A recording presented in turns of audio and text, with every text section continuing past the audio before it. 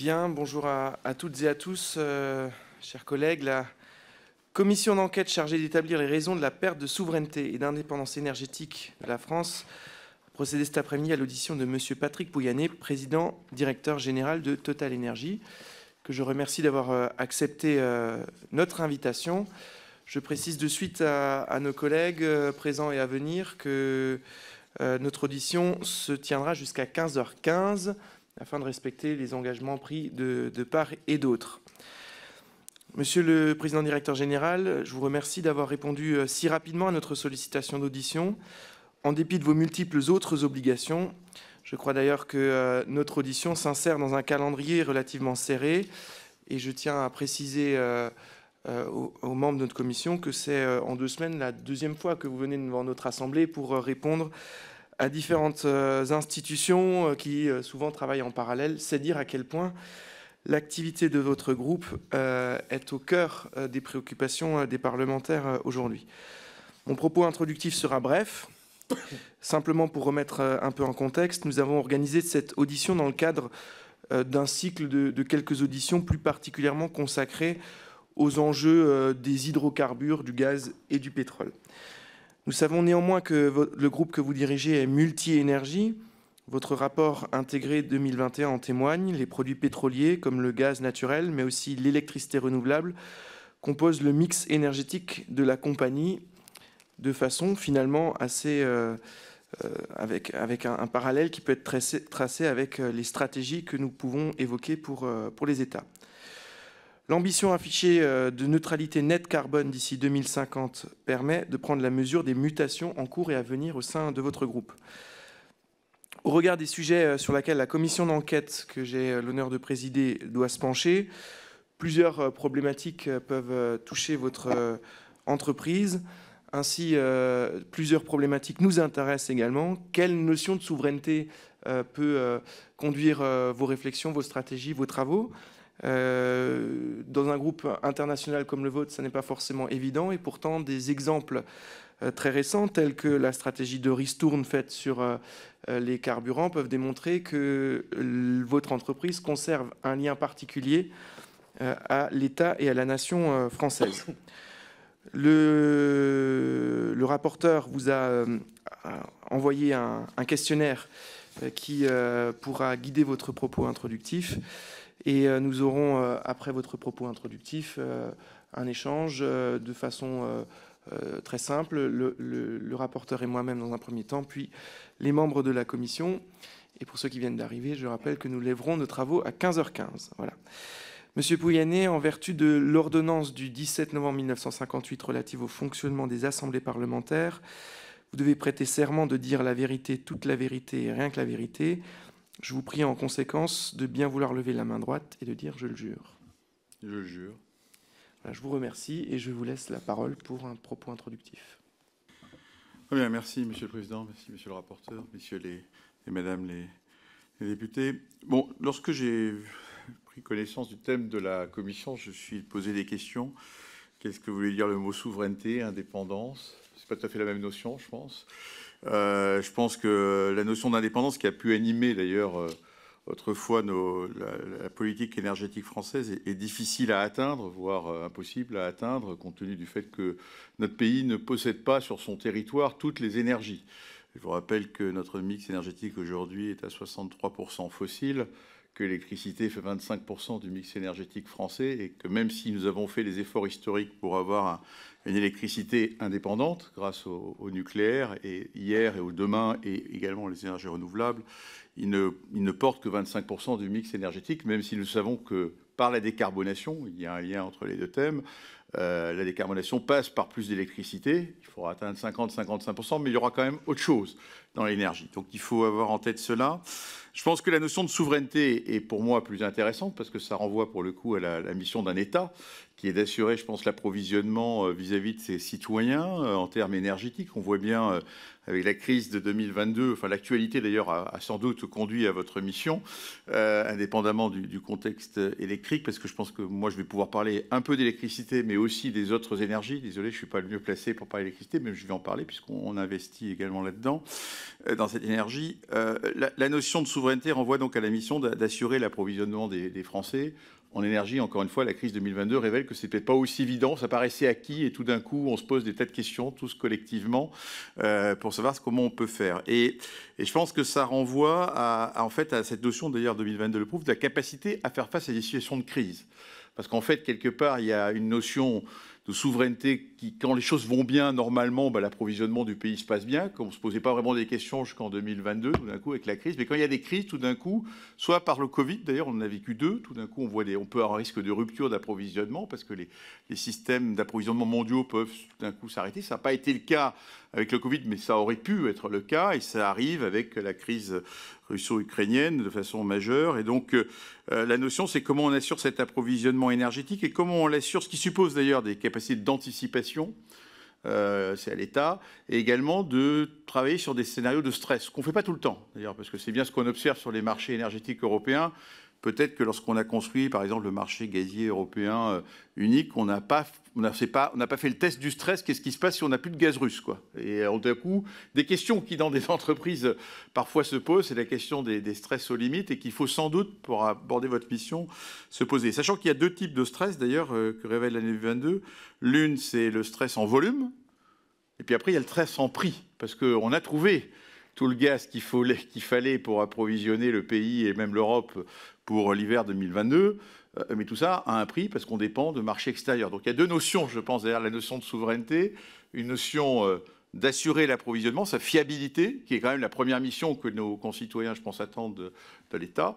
Et après, il y a une notion, oui, mais à quel prix? Et on voit bien que la notion, s'il y a bien la deuxième, enfin ça j'en suis convaincu depuis 25 ans dans l'énergie, si notre mission, c'est d'apporter une énergie qui soit à la fois fiable, durable et j'ajoute toujours, et abordable. C'est bien la dimension économique du prix qui est juste essentielle, également vu de nos concitoyens, parce qu'en fait, souvent, parce que c'est juste un besoin essentiel qui est la première, fait partie des dépenses du pouvoir d'achat. On commence, il faut qu'on se loge, il faut qu'on bouge, il faut qu'on se chauffe.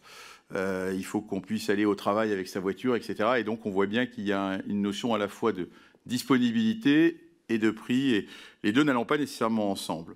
Alors, Total Energy, c'est une société qui a été créée il y a presque 100 ans, notamment dans le contexte, après les guerres d'ailleurs de 14-18, où on s'était rendu compte qu'on n'avait pas d'hydrocarbures en France, de dépendance. On avait pris, une des prises de guerre avait été les parts de la Deutsche Bank dans l'Irak Petroleum Company, et on a créé la Compagnie française des pétroles à l'époque pour gérer cet approvisionnement, notamment de la France. Bon, l'entreprise a évolué, c'est une entreprise privée, mais bon, vous l'avez dit, elle a son siège en France, ses dirigeants sont largement français, pas tous, et j'ai souvent tendance à dire que nous avons une nationalité, nous sommes considérés d'ailleurs dans le milieu du pétrole et du gaz comme la compagnie, la major française.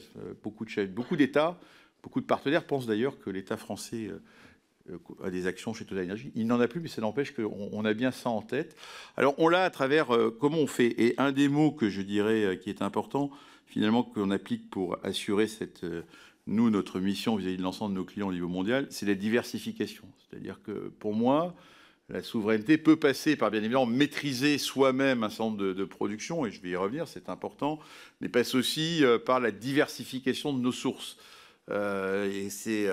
malgré la Russie était une position importante pour nous, mais ce n'était jamais que 10% de notre portefeuille, et ces 10% sont en train de disparaître avec le temps, et on arrivera à, malgré tout, assurer notre mission. Je vais y revenir, parce que je vais illustrer, je pense, notre propos de notre contribution à la notion de souveraineté via ce qui est en train de se passer, puisque c'est très frappant. À la fois côté pétrolier, nous avons pris très vite la décision, dès la fin mars, de dire nous arrêterons l'approvisionnement d'acheter du pétrole et des produits pétroliers russes d'ici la fin 2022. Il y avait des contrats en cours, on a commencé à se désengager. Et pourquoi nous avons pu le dire? Parce qu'on a dit en même temps, on va assurer l'approvisionnement des raffineries européennes par du pétrole auquel nous avons accès dans d'autres pays. Et notre portefeuille est bien plus grand que simplement la Russie. Et deuxièmement, même pour le diesel, nous avons dit, on prendra le diesel qu'on produit dans notre raffinerie en Arabie Saoudite, puisqu'on en a la disponibilité, la disposition, et on l'amènera en France pour se substituer à l'importation de diesel que nous faisions de Russie. Donc c'est la première notion, je pense que et ça on a pu le faire parce que nous avons construit une entreprise mondiale qui a un très large éventail. On produit du pétrole dans près de 30 pays, on raffine dans une quinzaine de pays, et ça nous permet d'avoir ce portefeuille diversifié. Pareil sur le gaz. Bon, sur le gaz, on a construit au cours des dernières années, Total Energy est devenu le troisième acteur du marché mondial du gaz naturel liquéfié, qui est devenu célèbre en Europe, puisqu'on s'approvisionnait seulement par tuyaux. Le gaz naturel liquéfié, tout le monde a appris ce que c'était. Nous avons 10% du marché mondial. Nous gérons 40 millions de tonnes sur un marché mondial de 400 millions de tonnes. Et qu'est-ce qu'on a fait cette année? Eh bien, on s'est fait en sorte de ramener tout ce qu'on pouvait. Si les stocks sont pleins en France, c'est parce que nous avons doublé. Nous avons assuré 50% de l'approvisionnement gaz naturel liquéfié du pays a été assuré par Total Energy, puisque nous détenons 50% des capacités de regasification. Donc on les a toutes remplies en faisant en sorte que le gaz naturel liquéfié que nous produisons aux États-Unis, dans 11 pays du monde, États-Unis, Norvège, Qatar, Nigeria, Angola, on en a alloué une part prioritaire sur l'Europe, sur le marché européen. Donc ça, c'est une deuxième contribution très concrète. Donc le fait d'avoir un acteur comme Total Energy. Et alors bien évidemment, dans ce que je viens de dire, il y a non seulement la production diversifiée, mais il y a aussi, et ça c'est pour le pays, je pense qu'on revient sur le territoire, j'ai parlé de capacité de regasification. C'est-à-dire que là où le pays doit regarder son adéquation, c'est quelles sont ses capacités de regasification, puisque c'est l'accès au marché. C'est comme ça que j'arrive à amener du gaz naturel liquéfié. La France en est plutôt bien dotée. L'Europe a un déficit, comme vous le savez. Et comme on est dans un marché unique européen du gaz, eh bien, on a une solidarité européenne. Donc les déficits de capacité de regasification allemande, en gros, notamment, eh bien, rejaillissent un peu sur tout le monde, même si, en l'occurrence, à la fin, le gaz est un produit physique et qu'il se trouve qu'il reste pas mal en France parce que les capacités de l'exporter vers les autres pays sont limitées par des tuyaux, tout simplement. Bon, donc là-dessus, il y a une première notion qui est, je pense pour votre mission, c'est sur ces diverses énergies, quelles sont les capacités dont on dispose pour importer cette énergie, puisqu'on doit en importer à un moment. C'est vrai aussi pour le raffinage, côté produits pétroliers, où nous avons à peu près 50% des capacités de raffinage français, avec pour nous un débat parfois compliqué qui est qu'à la fois on voit la demande de produits pétroliers baisser en France depuis des années, donc on doit adapter notre outil de raffinage, puis surtout d'autant plus qu'on nous demande de fabriquer des produits comme des carburants aériens durables qui supportent de transformer des raffineries en bio-raffineries, et donc on a une question d'évolution de l'outil de raffinage pour faire des nouvelles molécules décarbonées dont nous avons besoin, puisqu'il y a des réglementations qui nous les demandent, et on les fait par reconversion d'une partie des capacités de raffinage pétrolier que nous avons. Ça, c'est l'autre point. Et donc, on a des capacités de raffinage, et là, on contribue directement, bien évidemment, à la souveraineté du pays. Bon, ça, et le dernier sujet, puisque Total est devenu Total Energy, c'est qu'effectivement, la vraie modification, c'est que maintenant, nous investissons dans l'électricité. Nous voulons construire un acteur, un électricien, puisque nous considérons que la décarbonation, elle passe notamment, pas seulement par des biocarburants, mais aussi par plus d'électricité, je l'ai dit tout à l'heure. Donc, nous disposons, on n'avait pas grand-chose en 2017, en l'espace de 5 ans, on dispose maintenant de à peu près 4 gigawatts de capacité sur le territoire français. À l'échelle mondiale, on en a à peu près, je ne veux pas dire 19 gigawatts. 4 gigawatts qui sont 2,5 gigawatts de centrales à gaz. Nous avons mis en service la dernière à Landivisiau cette année. À peu près un tiers du parc des centrales à gaz françaises que nous avons acquis au cours des dernières années au moment où nos concurrents les vendaient allègrement, considérant qu'elles n'étaient pas utiles. Cette année, elles fonctionnent à fond. Je veux dire, et d'ailleurs, l'analyse qu'on faisait, c'est que... Et pourquoi on l'a fait, d'ailleurs, c'est juste pour partager avec vous, c'est que quand on veut construire un électricien, les clients, ils veulent à la fin, certes, ils veulent de l'électricité fiable et permanente. Et donc, bien sûr que on a d'ores et déjà 1,6 gigawatt d'énergie renouvelable sur le territoire français, mais on s'est toujours dit qu'il va falloir qu'on soit capable d'offrir aux clients pas l'électricité intermittente, et donc on a besoin de capacités de génération flexible, ces fameuses centrales à gaz. Et notre analyse, elle est vraie un peu partout dans le monde, c'est qu'en fait, plus on mettra d'intermittence dans le mix, plus il nous faudra des capacités de flexibles pour adapter, pour faire en sorte qu'à la fin, on fournisse une électricité continue aux clients. D'où notre positionnement sur des centrales à gaz. Donc on a 4 gigawatts, on a 1,6 gigawatts d'énergie renouvelable. On en construit, ça va un peu moins vite, mais je répondrai sans doute aux questions que ce qu'on voulait. On est aujourd'hui à un rythme à peu près de 300 à 400 mégawatts par an. Bon, encore une fois, on est nouveau dans ce secteur-là. On était plus ambitieux, on pensait qu'on pourrait faire entre 500 et 700 mégawatts par an. Donc on espère atteindre ce rythme pour participer à faire croître nos capacités de génération d'électricité en France. Puisque, faut être clair, pour nous, on est rentré en électricité, je suis sûr que vous aurez des questions, mais pas simplement parce qu'il se trouve qu'on y est rentré en rachetant un portefeuille de clients à la société Direct Énergie. Mais notre objectif, c'est pas d'avoir des clients si on ne produit pas nous-mêmes. Je veux dire, on est dans notre vision de l'énergie est tout le temps la même. Il faut qu'on soit intégré sur toute la chaîne de valeur. On produit et on peut amener à des clients, mais il ne s'agit pas de simplement gérer des clients sans produire, sans contrôler nous-mêmes nos moyens de production, tout simplement parce que voilà, les cours montent et descendent et que si on fait que s'approvisionner sur le marché, c'est difficile pour d'avoir un business très profitable. Donc voilà un peu la contribution, la troisième contribution qu'on peut avoir, je dirais, à cette notion de souveraineté. Donc notre portefeuille diversifié, et puis dans les diverses énergies. Regardez, l'autre point que je voulais soulever en introduction, c'est que je pense que la question que vous vous posez, elle est à l'échelle nationale, mais qu'il se trouve qu'on est tant sur le gaz que l'électricité dans des marchés uniques européens. Et que je ne peux pas m'empêcher de penser que même si on a une crise, on serait sans doute meilleur si on était capable de porter cette notion de souveraineté. Et je sais bien qu'il y a les traités européens prévoient que l'énergie relève de la souveraineté des États. Simplement, avoir des politiques climatiques européennes et avoir des politiques énergétiques par État, c'est compliqué. Et aujourd'hui, face aux crises que nous vivons, et à l'ambition d'ailleurs de neutralité carbone qu'on porte collectivement au niveau européen, et on est en avance sur le reste du monde, je pense que l'échelle européenne pour réfléchir à ces notions, notamment en termes de où est-ce qu'on investit les divers moyens de production. Je ne peux pas empêcher que parfois il y ait des pays du nord de l'Europe qui investissent dans le solaire. Ce serait mieux si on était un peu plus malin de le faire au sud et vice-versa pour l'éolien. Je pense qu'il y a là aussi un cadre de réflexion qui dépasse peut-être votre mission, mais qui est en arrière-plan. Parce qu'en fait, quoi qu'on veuille, à la fin, notre système, et on le voit bien, notre système d'électricité aujourd'hui, était exportateur, il devient importateur. Et donc il y a des échanges qui se passent avec les pays. De ce point de vue, je dirais qu'une des conditions de la souveraineté, c'est aussi d'être capable d'avoir des réseaux électriques qui soient d'investir dans les réseaux et pas seulement dans les interconnexions, d'investir dans le réseau. Si on veut, et les renouvelables vont nous donner cette notion de plus d'indépendance et de souveraineté puisqu'elles sont locales, si on veut aller vers plus d'indépendance, il faut toujours penser aux échanges et donc à la qualité des réseaux. Je pense qu'il faudra investir dans nos réseaux, plus on voudra en construire, plus il faudra que les réseaux les absorbent. Dernière notion que je voulais éviter, c'est la notion de sobriété. Je pense qu'on ne peut pas penser, et pour moi, parce que je mets votre notion de souveraineté énergétique aussi avec la trajectoire climatique, enfin les deux vont en tête, on ne peut pas vouloir penser à tout cela si on ne fait pas des efforts d'économie d'énergie. Alors aujourd'hui, ça paraît évident parce que l'énergie est chère, mais je pense que toute trajectoire climatique suppose un énorme effort d'efficacité énergétique. La France gagne à peu près 1 point d'efficacité énergétique autour des 30 dernières années par point de PIB. En gros, on consomme par point de PIB 70% de ce qu'on consommait il y a 30 ans.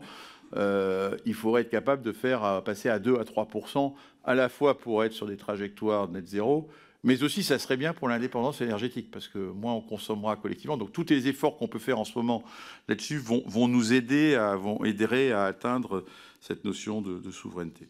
Voilà un peu ce que je voulais vous dire, que les notions qu'ont soulevées en lisant l'intitulé de la mission dans mon esprit, les divers concepts que je voulais mettre pour ouvrir le débat. Merci beaucoup. Je commencerai avec 2 ou 3 petites questions que je vais faire très rapides. D'abord, vous nous l'avez dit, l'État français n'a plus d'action chez Total. Est-ce que vous pouvez préciser le plus, parce que ça sous-entend qu'il y en a eu. Et dans cette perspective-là, comment une société internationale comme la vôtre se vit française, se sent d'une certaine façon contributrice d'une souveraineté française, et je le dis avec un exemple très simple, c'est finalement à un moment ou un autre, quand ça se tend sur les marchés mondiaux, il y a un arbitrage de priorités à faire, y compris dans une société comme la vôtre. Comment vous positionnez la France, et pour quelles raisons finalement positionner la France de façon plus favorable dans des arbitrages? L'État français a eu jusqu'à 35% de la société au début dans les années avant la guerre et jusqu'à les années 70 à peu près. L'État français n'a plus d'action depuis la fusion Total-Elf qui date de 2000. Il restait une golden share. À ce moment-là, la Commission européenne n'a mis qu'une seule condition à la fusion, qui était la fin de cette golden share. Bon, voilà l'évolution du capital. Bon, après, je pense que la nationalité d'une entreprise s'exprime par son siège, par le fait qu'on est soumis aux lois françaises. Enfin, on est une société européenne, mais de droit français, le siège en France, bon, c'est une première question. Après, par la nationalité du management, qui a quand même tendance à regarder. Et notamment, bon, quand on investit 10% à peu près de nos investissements annuels en France, qui est beaucoup par rapport au poids, en fait, de la France dans le portefeuille énergétique mondial, ce qui prouve bien qu'on a, je dirais, on y investit même plus au cours des dernières années parce que les énergies renouvelables, les énergies décarbonées nous ramènent vers la France, entre guillemets. On a commencé, bien évidemment, lorsqu'on est rentré dans le domaine de l'électricité, on s'est d'abord dit, avant d'aller le faire dehors, on va peut-être commencer à le faire chez nous pour voir comment on peut s'entraîner, enfin, développer notre compétence, des équipes, recruter des équipes, le faire ici. Par exemple, il y a un autre domaine, je n'ai pas parlé, mais le biométhane, par exemple, on a commencé en France. On a racheté une société française avant de se dire qu'on allait aller développer ses compétences à l'extérieur. Donc, il y a chez nous, et comme ces énergies renouvelables sont beaucoup plus locales que mondiales, ben, ça nous ramène vers le sujet français assez régulièrement. Alors après, dans les arbitrages qu'on fait, ben, on fait des arbitrages en fonction, encore une fois, on a un amont où on fournit, on produit des énergies un peu partout dans le monde, puis après on a ce que j'appelle un aval, des raffineries, des terminaux de regasification, des clients. Et je trouve que notre société, historiquement, a développé des clients en Europe, à l'échelle européenne. On a un portefeuille qui est assez européen, et donc nos flux, entre guillemets, on doit à la fois nos flux de production vont aller, on a une autre mission qui est d'alimenter nos raffineries, nos terminaux de regasification, nos clients européens et français. Donc voilà, après, il est clair que les arbitrages peuvent être économiques. Hein, lorsqu'on est notre gaz naturel liquéfié américain, puisqu'on était en 2021 on a la plus grosse position de gaz naturel liquéfié parmi tous nos concurrents. On a exporté 11 millions de tonnes de gaz naturel liquéfié des États-Unis. Ils peuvent aller soit en Asie, soit en Europe. Et l'arbitrage, il va être à la fois économique, en fonction où sont les prix les meilleurs. Et puis après, ils peuvent être, encore une fois, là, il se trouve qu'on a les terminaux de regasification qui, en Europe, étaient pleins, en gros, à 40-50%. On les a remplis à 95%, considérant que la priorité a été aussi, quelque part, d'amener tout ça à nos clients en Europe. Donc, c'est cette notion-là, cette notion de... On a une mission aussi de remplir, on a des contrats avec nos clients qui vont faire qu'on va faire nos arbitrages. J'ai une deuxième question sur le rapport entre le brut et le raffiné, notamment sur le pétrole. Est-ce qu'à ce niveau-là, il y a des obligations de raffiner sur le territoire national ou sinon, comment vous construisez le panier d'importation entre le pétrole brut ou le pétrole raffiné à l'échelle de la France? Non, il n'y a pas d'obligation de raffiner, il y a des obligations de stock stratégique qui sont, en gros, puisqu'on a des stations-service, j'ai oublié d'en parler, mais on met à la consommation. Donc, en fonction de votre mise à la consommation, on a 3400 stations-service, on a à peu près 25% du réseau national. Donc, en fonction de votre mise à disposition de produits, vous avez des obligations de stockage qui sont en gros de 90 jours. Donc, on a des obligations de stock stratégique que l'on a soit nous-mêmes dans nos stocks, soit via l'organisme collectif qui s'appelle la Sagesse. Donc, on remplit cette obligation. En l'occurrence, je pense qu'il est bien dimensionné par rapport enfin, je pense que l'obligation de stockage stratégique qui s'est renforcée au cours des années est bien dimensionnée. On en a sur le gaz, elle n'est pas de la même nature. Elle est assez forte en France, malheureusement, l'échelle européenne, elle est assez faible. Elle est plutôt de 2 mois d'hiver, en gros. Si je regarde, sachant que la consommation gazière est très saisonnière. Donc ça fait 4 mois d'été, 2 mois d'hiver, en gros. Et on a en France une obligation relativement forte. Donc on n'a pas d'obligation de produits raffinés. Maintenant, on a des outils de raffinage, donc on les utilise quand même en priorité. Il faut faire tourner nos raffineries. Alors, d'où vient le pétrole brut? Alors là, il vient du monde entier. Hein. Il vient du Moyen-Orient, il vient d'Afrique, il vient de l'ensemble de nos productions. Il ne vient pas nécessairement, d'ailleurs, au passage, nos productions, en gros, nos propres productions alimentent 25% de l'outil de raffinage français. Mais notre qualité de négoce en ramène d'autres. En fait, c'est une question de quelle est la bonne qualité de pétrole vis-à-vis de quelles sont les caractéristiques d'un outil de raffinage. Toutes les raffineries ne peuvent pas traiter tous les pétroles. Mais globalement, notre trading, comme on dit, en gros, on manipule à peu près dans l'année 4 fois plus de produits pétroliers, de pétrole, que ce qu'on produit nous-mêmes. Donc, on a une capacité à aller chercher le pétrole un peu partout. Donc, pour ça, d'ailleurs, sur l'affaire du pétrole russe, c'était très facile pour nous de dire on va substituer au pétrole russe. Alors, naturellement, en substituant, on l'amène de plus loin, donc il coûte un peu plus cher. C'est juste la conséquence que ça a, parce que c'est pas pour rien qu'on le prenait en Russie, c'est qu'il était au bout d'un tuyau et que c'était la meilleure façon d'alimenter les raffineries allemandes. En l'occurrence, il y avait très peu de pétrole russe qui allait sur les raffineries françaises. En fait, on avait essentiellement du pétrole Moyen-Orient, Afrique, on peut en avoir d'Amérique du Sud également. Voilà, voilà un peu comment. Donc là, c'est l'ensemble du portefeuille qui fonctionne. Une dernière question qui m'emmène sur l'électricité, avant de laisser la parole au rapporteur. Vous précisiez que en entrant sur le marché de l'électricité, pour vous, il n'était pas question de ne pas avoir des capacités de production. Pourtant, dans le cadre européen qui a été mis en place, la loi NOM, l'ARAN, etc., vous faites plutôt figure d'exception en matière de vendeurs d'électricité autres qu'EDF qui se soient dotés de capacités de production propres. Est-ce que vous voyez quelque chose qui peut vous permettre d'expliquer cette... Non, mais je pense que là, bon, ce vous caractère allez vers atypique. l'arène et tout le débat. L'ouverture à la concurrence de l'électricité, nous, on a décidé d'y rentrer assez récemment, hein, donc c'est neuf pour nous, mais il y a eu de longs débats internes parce qu'on savait qu'on allait dans un marché plus régulé. Donc, et effectivement, il est plus régulé d'ailleurs. Ça, on l'observe. Mais bon, ça renvoie à la philosophie d'ouverture du marché. Tous les pays ne l'ont pas fait de la même façon, hein. La France a fait le choix historique, parce qu'il y avait des contreparties de volonté de la France de contrôler une partie du marché, de mettre à disposition une partie de la rente nucléaire des concurrents. Effectivement, en plus avec un mécanisme, moi je l'ai découvert, qui me paraissait un peu étrange, où on avait même une option gratuite, c'est-à-dire que si le prix était inférieur à l'obligation, on n'était pas obligé de le prendre. Ça, j'ai tout de suite pris position en disant d'ailleurs au gouvernement, moi j'ai pas de problème si vous rendez l'option payante. Enfin, je trouve même, parce que du coup, ça a donné lieu à des naissances de tout un tas de petites entreprises qui récupèrent à un prix fixe, entre guillemets, maximum, entre guillemets, un volume, et peuvent développer un portefeuille de clients en se disant je vais faire la différence. Alors, naturellement, ça, c'est pas du tout comme ça qu'on a regardé le sujet. On s'est dit ça tiendra pas la route, parce que d'abord, on sait très bien que ce sont des matières premières et des commodités dont les prix peuvent varier. Et cette année, qu'est-ce qui se passe quand les prix montent au ciel? Ces entreprises-là, c'est peut-être sociétés commerciales, elles résistent pas. Elles ont ni le bilan, et puis elles n'arrivent pas si vous devez acheter de l'électricité sur le marché à 300 € et que vous le revendez avec des contrats, parce qu'ils ont souvent des contrats commerciaux à 100, vous perdez tout l'argent que vous voulez.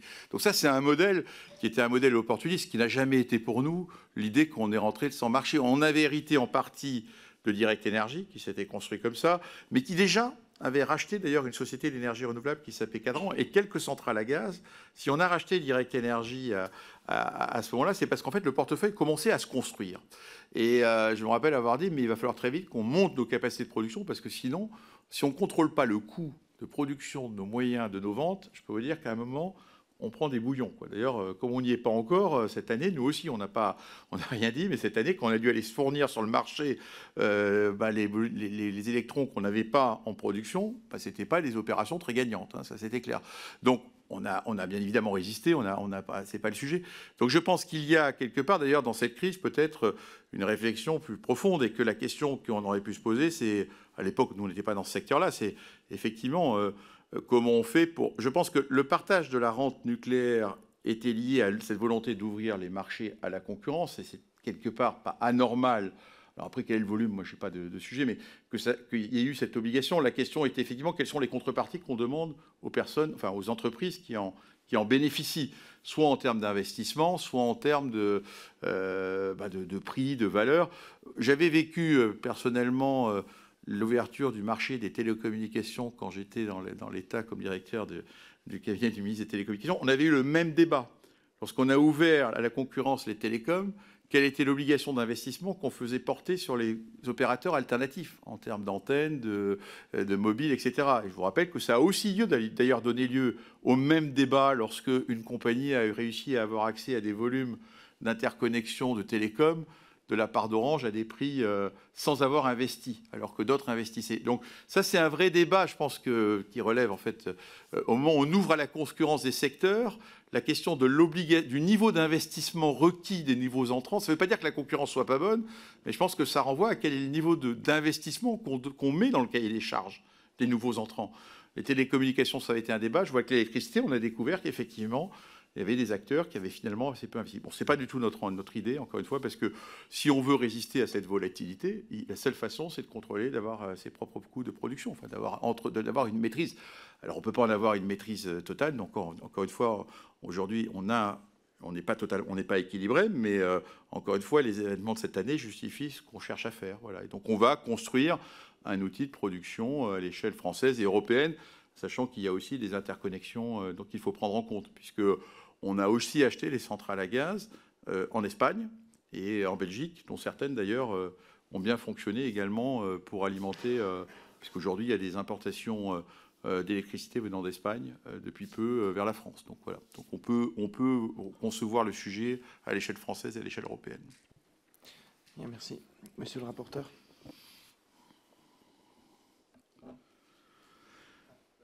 Pardon, là du coup, il va falloir alterner les micros. Merci Monsieur le Président, merci Monsieur le Président Directeur Général de vous être rendu disponible et pour la clarté de vos réponses. Un premier train de questions sur la question de la sécurité d'approvisionnement que vous avez déjà commencé à aborder, et même si j'ai conscience que les délais sont restreints par rapport au déclenchement de la crise, avoir votre éclairage sur ce que la crise actuelle donne comme indication sur la sécurité d'approvisionnement en matière de gaz et de pétrole en particulier, avec deux questions que je voudrais vous poser. La première, c'est le regard que vous portez sur notre capacité à anticiper et à réagir à une crise en matière d'approvisionnement. Au niveau national, on a un plan hydrocarbures et un plan gaz auquel vous devez être associé, donc ce point-là m'intéresse.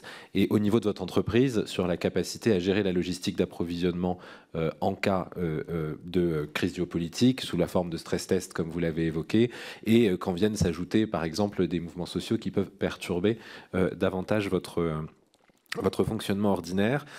Donc, votre regard sur ces dispositifs, à la fois publics et puis sur ceux de votre entreprise, et votre regard sur les outils actuels à disposition. D'abord, les stocks. Vous avez évoqué la question des stocks, mais je serais preneur de précision quand vous dites que les stocks pétroliers, enfin les stocks stratégiques vous semblent suffisants. À quelle aune et qu'est-ce qui vous permet d'estimer cela? Et de la même question pour le gaz, avec la question spécifique de la regazéification, vous avez évoqué le déficit européen. Quelle cause vous y voyez et quelle remédiation vous y voyez également à court et moyen terme? Écoutez, alors, côté pétrole, qu'est-ce qui nous fait dire que 3 mois, ça nous paraît relativement signifiant? C'est qu'on n'a jamais eu besoin d'aller à ce niveau-là, même, et encore une fois, parce que les points d'entrée de logistique pétrolière du pays sont relativement fournis. Alors effectivement, il faut éviter les mouvements sociaux. Bon, finalement, pour ce qui nous concerne, ça a duré le mouvement lui-même 8 jours. Après, le droit de grève est un droit constitutionnel et donc on ne peut pas aller contre, en fait. On a fait tout ce qu'il fallait pour avoir un accord majoritaire en 8 jours. Après, il fallait qu'il puisse être respecté. Bon, c'est des situations quand même exceptionnelles et qui ont certes, malheureusement, eu des conséquences sur l'approvisionnement des Français, surtout qu'il y a eu de grève dans toutes 2 entreprises en même temps. Bon, ça, c'était ce qui a créé, je dirais, le cumul de difficultés. Ça, c'est tout à fait regrettable. Il se trouve aussi que ça venait après une période, pour ce qui nous concernait, où on avait lancé l'opération des rabais sur l'essence, et donc tous nos stocks de stations étaient quasiment très très bas, puisque les Français, d'ailleurs c'est une leçon, se précipitaient dans nos stations. Ils en sont d'ailleurs très contents. Moins contents quand ça s'arrête, mais ils en étaient très contents. Donc bon, voilà, donc je dirais c'est exceptionnel, mais j'ai pas eu le sentiment. Alors après, il y a des outils en termes de souveraineté. Il y a eu un débat, vous savez, qui est quand est-ce que, face à un mouvement social, on utilise des niveaux de réquisition, qui n'est plus un outil de l'entreprise privée. Moi, l'entreprise, je devais faire notre travail, on devait faire le travail, nous, pour arriver à trouver la solution en interne à cette question-là, ce qu'on a fait. Après, il y a une question pour les pouvoirs publics, qui n'est pas une question simple. C'est chacun a des moyens légaux pour pouvoir faire en sorte de débloquer ces moyens. Bon, on va regarder nous-mêmes si on n'est pas capable, quand même, au XXIe siècle, comme je l'ai déclaré récemment, d'être un peu mieux capable de piloter un certain nombre de moyens d'accès automatiquement à partir en automatisant un certain nombre de vannes essentielles du pays. On doit pouvoir améliorer notre propre logistique, entre guillemets, sans dépendre d'un nombre limité de personnes. Donc, c'est les leçons qu'on va tirer de la crise. Mais je pense que cette obligation et que les moyens d'accès au pays sont largement bien couverts. Il y a des tuyaux. La France, bon, on a quand même une façade maritime, ce qui nous aide quand même beaucoup. Donc, on n'est pas un pays comme la Hongrie ou d'autres qui sont au milieu d'un cercle. Et on a beaucoup de points d'accès sur le littoral. Après, il faut que les personnes fassent fonctionner. Mais je dirais, ça ne me paraît pas un sujet. Ça me paraît pas un sujet. Pour le gaz, c'est plus compliqué, encore une fois, parce que... Alors, pourquoi, d'abord, il n'y a pas assez de capacité de regasification en Europe? J'aurais tendance à dire parce que nous vous écoutons, vous, les pouvoirs publics. Quand l'Europe dit que l'objectif à long terme, c'est de sortir du gaz et des fossiles pour des raisons climatiques, voire même pas à long terme, mais à court terme, les industriels, les investissements dans un terminal de regasification, il faut à peu près 20 ans pour les amortir. Pourquoi? Et je veux dire, par exemple, les terminaux de regasification allemands, moi j'en ai entendu parler quasiment depuis 2005, j'en entends parler régulièrement, on les a étudiés, mais à la fin, quand on regardait les marchés qu'il y avait derrière et la perspective des marchés, c'est des marchés déclinants. Donc c'est compliqué pour des entreprises privées d'investir dans des infrastructures. Et ça, c'est un vrai débat. Enfin, c'est la notion qu'à un moment, les États doivent se poser la question des infrastructures essentielles nécessaires à l'approvisionnement. L'Allemagne ne se l'est pas posée. Pourquoi? Parce qu'il y avait le gaz russe. Et je pense aussi parce qu'on ne peut pas réécrire l'histoire. Lorsque l'Allemagne prend la décision de ne pas construire ces terminaux, il n'y avait pas eu Fukushima. Il n'y avait pas eu la décision sur le nucléaire allemand. Et je pense que c'est une leçon qu'on reprend l'histoire. C'est difficile de redire c'est la faute à qui, parce qu'il faut remonter le temps pour bien comprendre ce qui se passe. Et en fait, Fukushima a eu des impacts majeurs, je pense, au-delà de ce qu'on imagine sur tous nos pays. Soit parce qu'ils ont ralenti des programmes nucléaires ou des relances de programmes nucléaires comme chez nous. Je vous rappelle qu'à un moment, on voulait faire non seulement l'EPR de Flamanville, mais Panly, puis on a arrêté. C'est Fukushima qui a eu... Et les Allemands ont décidé de sortir du nucléaire en 10 ans plus tard, en 2021-22, sans en tirer sans doute toutes les conséquences. Je pense que Mme Versteger a dit, finalement, c'est un peu notre fainéantise ou qui a fait, ou pas, c'est pas finalement notre appétence pour le profit, parce qu'on avait du gaz russe pas cher. Donc le gaz russe, on l'a quasiment domestiqué, sans se poser, alors que pourtant régulièrement la question géopolitique de la relation à la Russie était posée. Et donc c'est la leçon qu'il faut en tirer, c'est-à-dire que je pense qu'il y a des instances. Enfin, en France, je pense que c'est la mission du SGDN notamment, enfin, ou de l'État, de se poser des questions en fonction des décisions qui sont prises et des événements, de bien s'assurer qu'on a bien dimensionné notre système d'approvisionnement. Or, on a découvert, avec la crise russe, que si on n'a plus de gaz russe, on n'a pas assez de terminaux de regasification en Europe. Voilà. Alors la France, elle, a des capacités, mais elle les a d'ailleurs au passage depuis peu. C'est parce qu'on a décidé, nous d'ailleurs, on y a contribué en 2011, de construire le terminal de Dunkerque. Historiquement, on n'avait que Montoire pour le gaz algérien. On a racheté Foscavaou, nous sommes devenus actionnaires à un moment, puis on a décidé de construire Dunkerque, en partie d'ailleurs dans la veine où on avait arrêté une raffinerie, on a décidé de faire un terminal de regasification, mais on voyait bien, parce qu'on était un acteur majeur du gaz naturel liquéfié, qu'il faudrait qu'on en amène. Donc c'est assez récent, sinon on aurait été dans un... Donc on a construit cette installation, donc on a 35 BCM par an, ce qui est suffisant par rapport à la consommation française, mais comme on est dans le système européen, une partie de notre capacité peut être mise à disposition aussi de nos partenaires. Et là, je trouve qu'il y a... Moi, j'ai découvert avec la crise que clairement, il y avait un déficit de capacité de regasification. Il y a aussi, d'ailleurs, à l'échelle européenne, un déficit d'obligation de stockage. La France, l'Italie ont des obligations de stockage de gaz, et il y a d'autres pays qui n'en ont pas. Et ça, je pense que c'est parce qu'encore une fois, le sujet de l'ouverture du marché unique gazier, lorsqu'il a été décidé au début des années 2000, n'avait pas cette perspective, donc on arrêtera le nucléaire. Par contre, il avait une perspective climatique qui a été très vite. On ira vers des marchés déclinants. Voilà pourquoi on n'a pas investi. Et donc, on écoute. Enfin, donc voilà. Alors maintenant, ce qui fait d'ailleurs que Total Energy, cette année, nous avons décidé de ramener des terminaux flottants de regasification. Un en France, on en avait 2 dans notre flotte. Un en France, un en Allemagne. Il y en avait un en Chine et l'autre qui était en mouvance pour l'Afrique. On a décidé de les ramener pour aider à l'approvisionnement du continent. Et j'ai dit flottant parce que, honnêtement, c'était compliqué pour nous de prendre une décision d'investir dans un terminal fixe à terre pour 25 ans. Parce que, encore une fois, on écoute la politique énergétique et climatique européenne. Donc flottant, ça veut dire qu'ils vont rester le temps qu'il faut, passer la crise. Et puis, si l'Europe, ça demande des bidus et qu'on en a moins besoin, on pourra aller les amener ailleurs. Voilà. Donc voilà le type de pourquoi il en manque. Est-ce que le système est correctement dimensionné? Là, il est en stress. Donc vraiment, on court après. Encore une fois, je pense que ça vous a été expliqué par sans doute mes collègues d'Engie, pour l'hiver 2022, il n'y a pas de souci, les stocks sont pleins, enfin, on n'a pas de souci pour approvisionner en gaz le pays et l'Europe. Je pense qu'on est correct au niveau européen. Pour l'hiver 2023, ça peut être plus compliqué. Pourquoi? Parce qu'il faut se rappeler qu'en 2022, pendant les 6 premiers mois de l'année, il y avait encore du gaz russe qui venait en Europe, qui nous a aidés à remplir les stocks. il n'y en a plus, ou il n'y en aura plus. Enfin, il en reste encore un peu qui traverse l'Ukraine. On ne sait pas si ça va durer longtemps. Ça ne dépend pas de...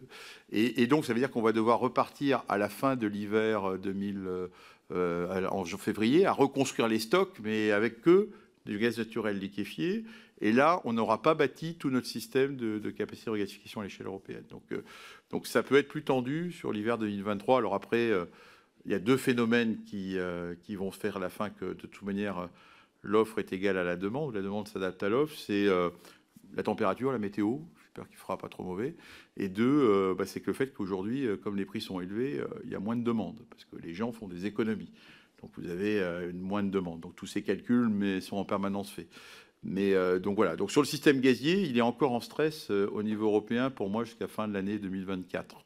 Parce que c'est à ce moment-là vraiment que tous les terminaux auront été soit installés s'ils sont flottants, soit construits s'ils sont à terre, notamment en Allemagne. Voilà en gros. Donc on a quand même encore une période qui va pas être très simple à l'échelle européenne. Je ne parle pas des prix, je ne parle là que des volumes. Hein. Je ne suis qu'en d'apporter le gaz dont les clients ont besoin.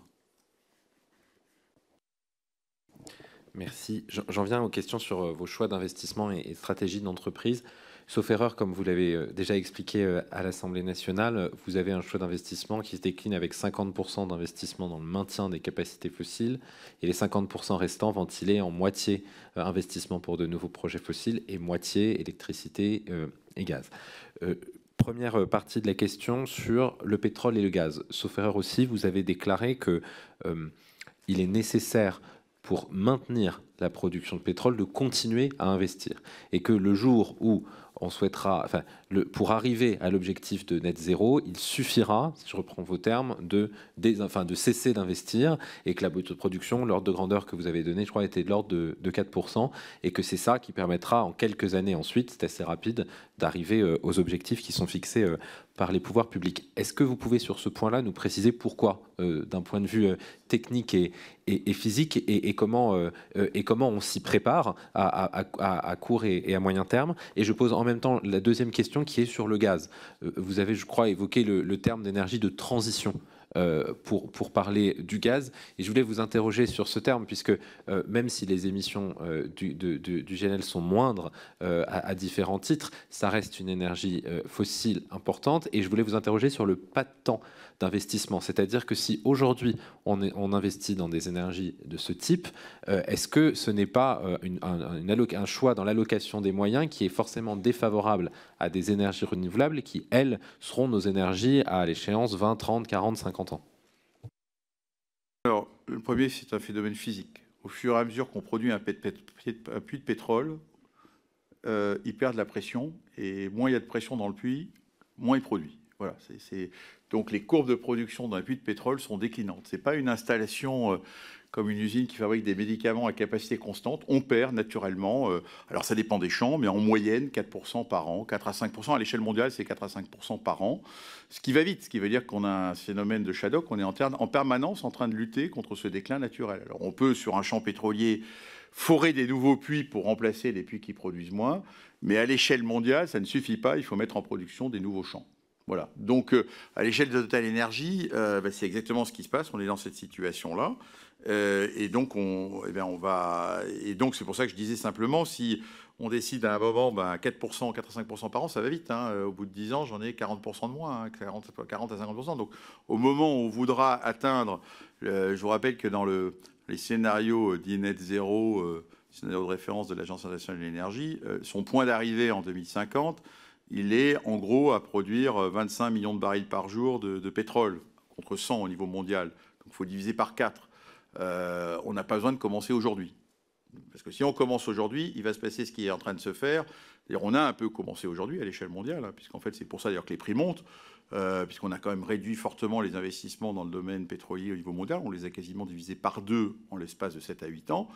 Eh bien, on n'assure pas totalement le renouvellement de la production à l'échelle mondiale, et le résultat, c'est que c'est les prix qui s'ajustent. Parce que dans cette affaire, si les gens continuent, et ils le font, il y a une population mondiale qui monte, 8 milliards d'habitants maintenant. On continue à rouler avec des véhicules thermiques. Il y a toute une partie de la population mondiale qui a un accès à envie de mobilité et qui consomme plus. Donc vous avez une demande qui monte et une offre qui ne se tient pas tout à fait au niveau adéquat. c'est le prix qui s'ajuste. Et les clients sont en colère. Bon, après, ça sera cyclique. Mais donc, c'est ça, là, le premier point. C'est il y a un phénomène naturel de déclin contre lequel... et nous, Total Energy, sur le pétrole, on n'a plus d'autre ambition. On n'a pas d'ambition de croître, ce qui, pour une entreprise qui est pétrolière, est une drôle de... Même nos actionnaires, parfois, nous demandent si... on a dit simplement qu'on va chercher à maintenir. Ce qui n'est pas si facile que ça, de maintenir une production. Ça suppose, effectivement, d'investir chaque année. Alors, le gaz, le GNL, pourquoi le gaz est une énergie de transition? Mais parce que c'est un moyen simple de se substituer au charbon. Une centrale à gaz, une centrale électrique à gaz émet 2 fois moins de CO2 que l'équivalent d'une centrale au charbon. Et nous vendons d'ailleurs, nous, notre marché du gaz naturel liquéfié, il n'est pas naturellement l'Europe, il est beaucoup plus naturellement la Chine, le Vietnam, les pays d'Asie, l'Inde, etc. Et en fait, on substitue, ils achètent notre gaz pour le substituer en partie au charbon, ou pour faire en sorte que leur demande additionnelle d'électricité, parce que leur population croît, soit remplie par du gaz plutôt que du charbon qui est en général moins cher. C'est pour ça qu'il y a une compétition. C'est pour ça qu'on dit que c'est une énergie de transition. Alors il y a une condition pour qu'elle le soit vraiment, c'est la maîtrise des émissions de méthane sur toute cette chaîne, puisque le méthane a un pouvoir de réchauffement de l'atmosphère qui est supérieur. Donc ça, c'est la condition sine qua non, d'où les objectifs extrêmement stricts qu'on a de maîtrise de toutes les émissions de méthane pour ce qui nous concerne. Voilà, et l'horizon... Et je pense que l'horizon... Et pourquoi, je l'ai dit tout à l'heure, parce que la transition climatique suppose que... La transition énergétique suppose qu'on électrifie de plus en plus les usages. Donc on va bien sûr introduire de plus en plus d'énergie renouvelable, mais intermittente. Et le nucléaire, en France, qui est une base d'électricité, mais n'est pas flexible. Vous ne pouvez pas piloter une centrale nucléaire vers le haut ou vers le bas aussi facilement, alors qu'une centrale à gaz, ça se pilote. Alors, soit vous allez construire des batteries en complément des énergies renouvelables, soit vous aurez besoin de centrales à gaz. L'expérience de la Californie est intéressante à suivre. La Californie est en avance sur les autres pays. Je considère que c'est un État. Eh bien, qu'est-ce qu'ils viennent de décider là, récemment? Il y a quand même eu 2 annonces simultanées qui nous conduire à réfléchir. Et ils ont éliminé volontairement les centrales à gaz de leur mix. Ils ont fait beaucoup d'énergie renouvelable. Ils viennent d'annoncer aux constructeurs, aux utilisateurs de véhicules électriques qu'il fallait quelques jours ne pas laisser leur véhicule à la maison, parce que le réseau n'était pas capable d'assurer la recharge des véhicules, ce qui est quand même, si on va dire ça à nos concitoyens, c'est pas très facile. Et deuxièmement, ils ont décidé de reconstruire des centrales à gaz. Parce que c'est ça qui va assurer la flexibilité. Alors, c'est d'ailleurs pas des choix d'investissement faciles pour nous, parce qu'on sait que ce ne sont que des compléments. Normalement, alors là, on est en crise en ce moment, donc notre centrale de Landivisiau, elle tourne. Mais normalement, comme c'est flexible, le taux d'utilisation du centrale à gaz, c'est plutôt du 30% que 100%. Donc c'est un outil, un investissement qui n'est pas très évident parce qu'on ne sait pas quel va être exactement l'usage qui va en être fait. Mais notre conviction, c'est que plus on mettra d'intermittence dans un système, plus il faudra être capable de gérer cette intermittence et que des moyens de génération flexibles seront utiles. Voilà. Donc... encore une fois, tout ça renvoie au rythme de la transition, mais lorsque Total Energy nous investissons, il y a le rythme européen qui est en avance de phase, et puis il y a le rythme de l'ensemble de la planète. Et encore une fois, notre gaz naturel liquéfié, lorsqu'on investit dans ces produits-là, nos marchés premiers, ce sont plutôt les pays émergents qui cherchent de l'énergie parce que leur population croît ou pour se substituer au charbon. Et de ce point de vue-là, lorsque Total Energy vient d'investir 5 milliards pour approvisionner l'Inde, et que nos 5 milliards, c'est à la fois des terminaux de regasification et d'ailleurs des énergies renouvelables, offrir à l'Inde, comme on le fait, un mix gaz renouvelable, c'est mieux que de les laisser n'utiliser que le charbon, qui est leur seule ressource naturelle. Donc de ce point de vue-là, on considère qu'on a une contribution positive à la question du changement climatique.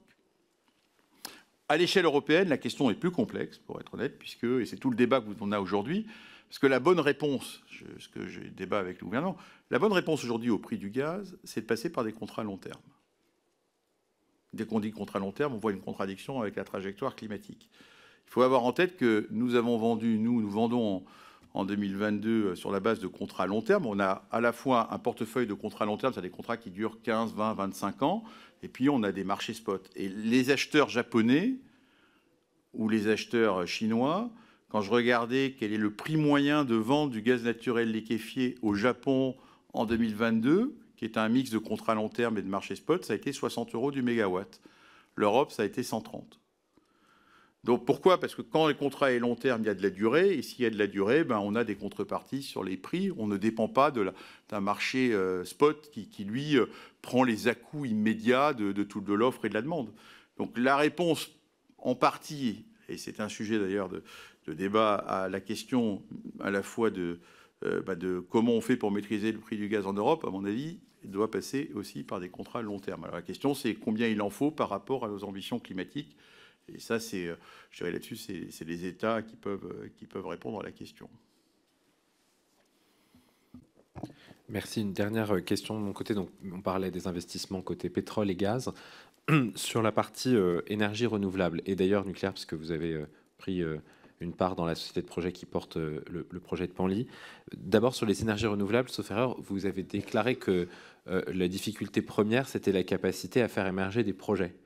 Est-ce que vous pouvez revenir sur les dernières années, enfin les 2 dernières décennies, et la difficulté que vous évoquez, en tout cas que vous mentionnez, à investir et à faire aboutir des projets d'énergie renouvelable? Et puis sur le nucléaire, peut-être savoir ce qui vous a incité à investir dans ce projet, la place que vous comptez donner à cette énergie et le rôle que vous lui voyez au sein de ce mix énergétique et de votre portefeuille. Malheureusement, on ne va pas investir dans la centrale de Penly. On avait, je reviens un peu d'histoire, dans les années 2007-2008, mon prédécesseur s'était posé la question des énergies décarbonées. Il avait décidé de regarder la question du nucléaire. Pourquoi? Parce que nous avions le sentiment que nous n'y connaissions rien, soyons clairs, ça c'est clair, il y a des gens d'entreprises françaises qui connaissent beaucoup mieux que nous le sujet, mais qu'il y avait 2 notions qui nous avaient poussé à regarder ça. D'abord, on a des capacités de gestion de projet. On gère Total Énergie. Un des savoir-faire de notre entreprise, c'est de gérer des projets de plusieurs milliards, des projets géants de construction de plateformes pétrolières, d'usines de gaz naturel liquéfié dans les conditions. Et donc, cette capacité de gestion de projet nous paraissait être un atout pour une industrie nucléaire qui, en fait, n'avait pas conduit de projet depuis des années. Et donc, on pouvait apporter quelque chose parce qu'on a des personnes, on gère de la complexité de projets en parallèle. On ne sait pas construire des centrales nucléaires, mais nous, c'est vraiment notre savoir-faire. Et d'ailleurs, c'est souvent ce qu'on vend, ce que je vends, moi, quand, par exemple, récemment, on a pris au Qatar des positions majeures, puisque c'est nous qui avons la plus grosse part des nouveaux projets au Qatar de gaz naturel liquéfié. Ce qu'on leur a vendu, c'est la capacité de nos ingénieurs à piloter le projet. C'est ça qui les intéresse, cette capacité d'ensemblier. Et donc, on s'était dit, on a cet atout. Bon, par ailleurs, il se trouve qu'à ce moment-là, dans les 6 années 2005-2006, je rappelle le Pétrole Monde, un certain nombre de pays du Moyen-Orient, où nous sommes très présents, comme Abu Dhabi, avaient décidé de regarder le nucléaire. Donc, Christophe de Margerie, c'est-à-dire on peut peut-être apporter aussi dans des pays qui sont très importants pour nous, d'un point de vue pétrole, hydrocarbures, un investissement dans ces énergies écologiques, pourquoi pas le nucléaire. Bon, l'histoire a été compliquée, je ne vais pas revenir là-dessus. On s'est associé à des collègues, puis sans doute pas à EDF. Enfin, il y a eu de la bataille française. Finalement, aucune entreprise française n'a eu le marché d'Abu Dhabi. Et puis, en France, il y avait le contrepartie. Donc, effectivement, il y avait une décision. Au moment où il y avait deux projets d'EPR, il y avait Flamanville puis Penly, d'avoir 8,33% du projet de Penly. Bon, là-dessus, cette société a été dissoute, puisqu'après, il y a eu Fukushima. Et là, honnêtement, je n'étais pas, moi, personnellement, un grand fan, pour d'autres raisons, d'investissement dans le nucléaire, parce qu'il y a toute la question qu'on appelle ça en français, les obligations résiduelles à long terme, qui mettent ça dans le bilan d'une entreprise privée. C'est très compliqué. Nos collègues d'Engie pourront vous y répondre. Et donc, après Fukushima, on a décidé d'arrêter notre expérience. Surtout qu'on n'avait pas eu beaucoup de succès, pour être honnête, dans l'idée première qui était aller vers nos pays pétroliers, accompagner certains pays pétroliers dans cette... il n'y en a pas beaucoup d'ailleurs qui finalement sont allés vers le nucléaire. Donc Fukushima, je pense que cet événement, ne le négligez pas dans votre mission.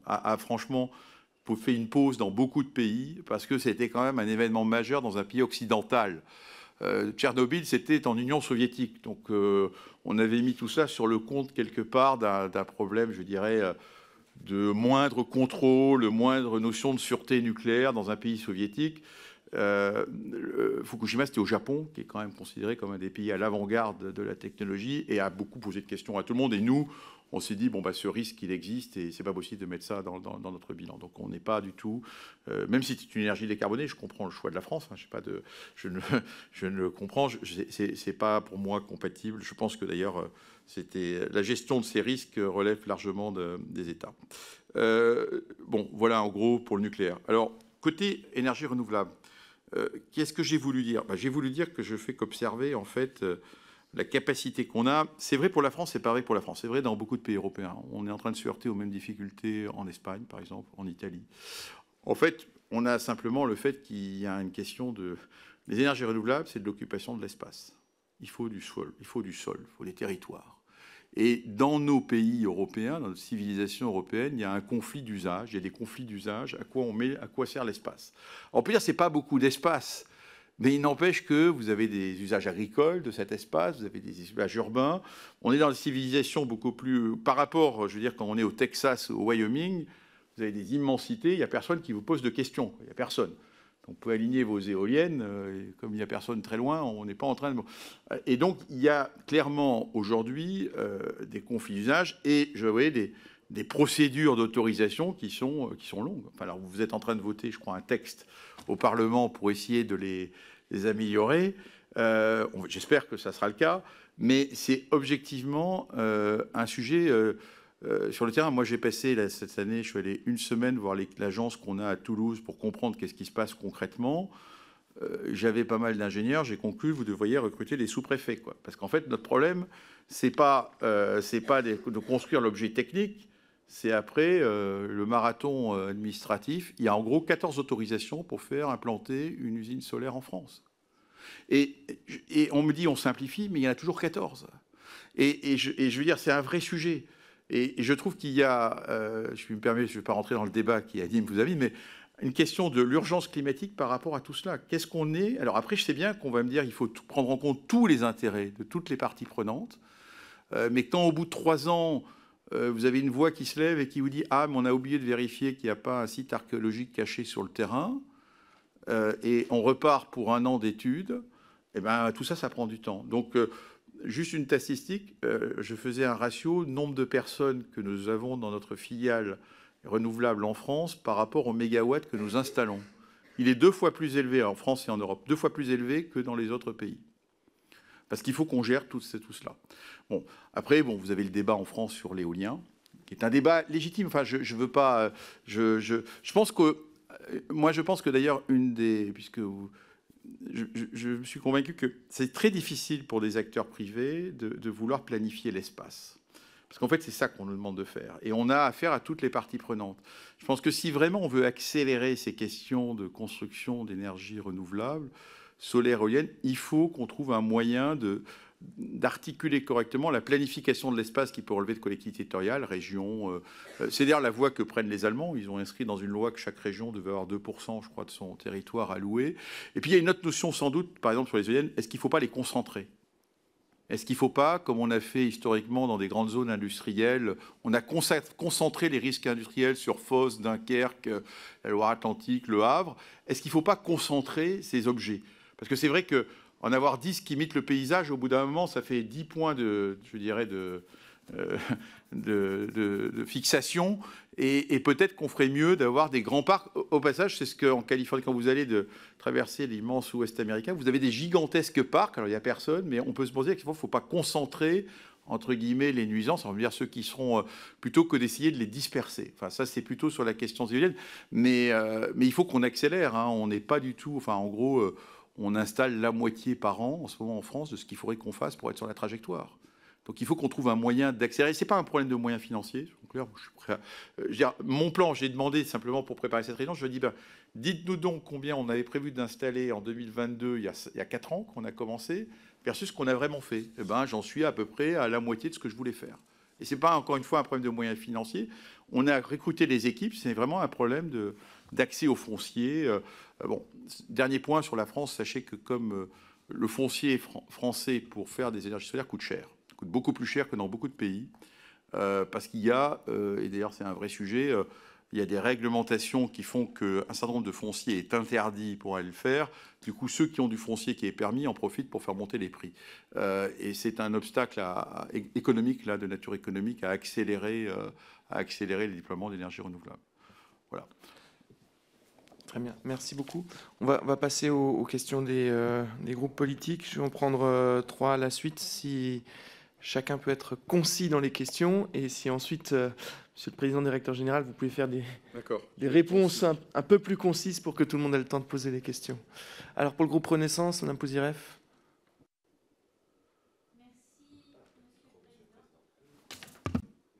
Merci, Monsieur le Président.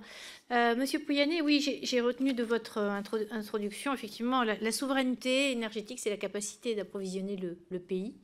Et en fait, cela repose essentiellement sur la diversification des sources, si j'ai bien compris votre propos. Alors, on est loin de l'autosuffisance, nous sommes d'accord. Néanmoins, permettez-moi de faire un peu de prospective en ce qui concerne le biogaz.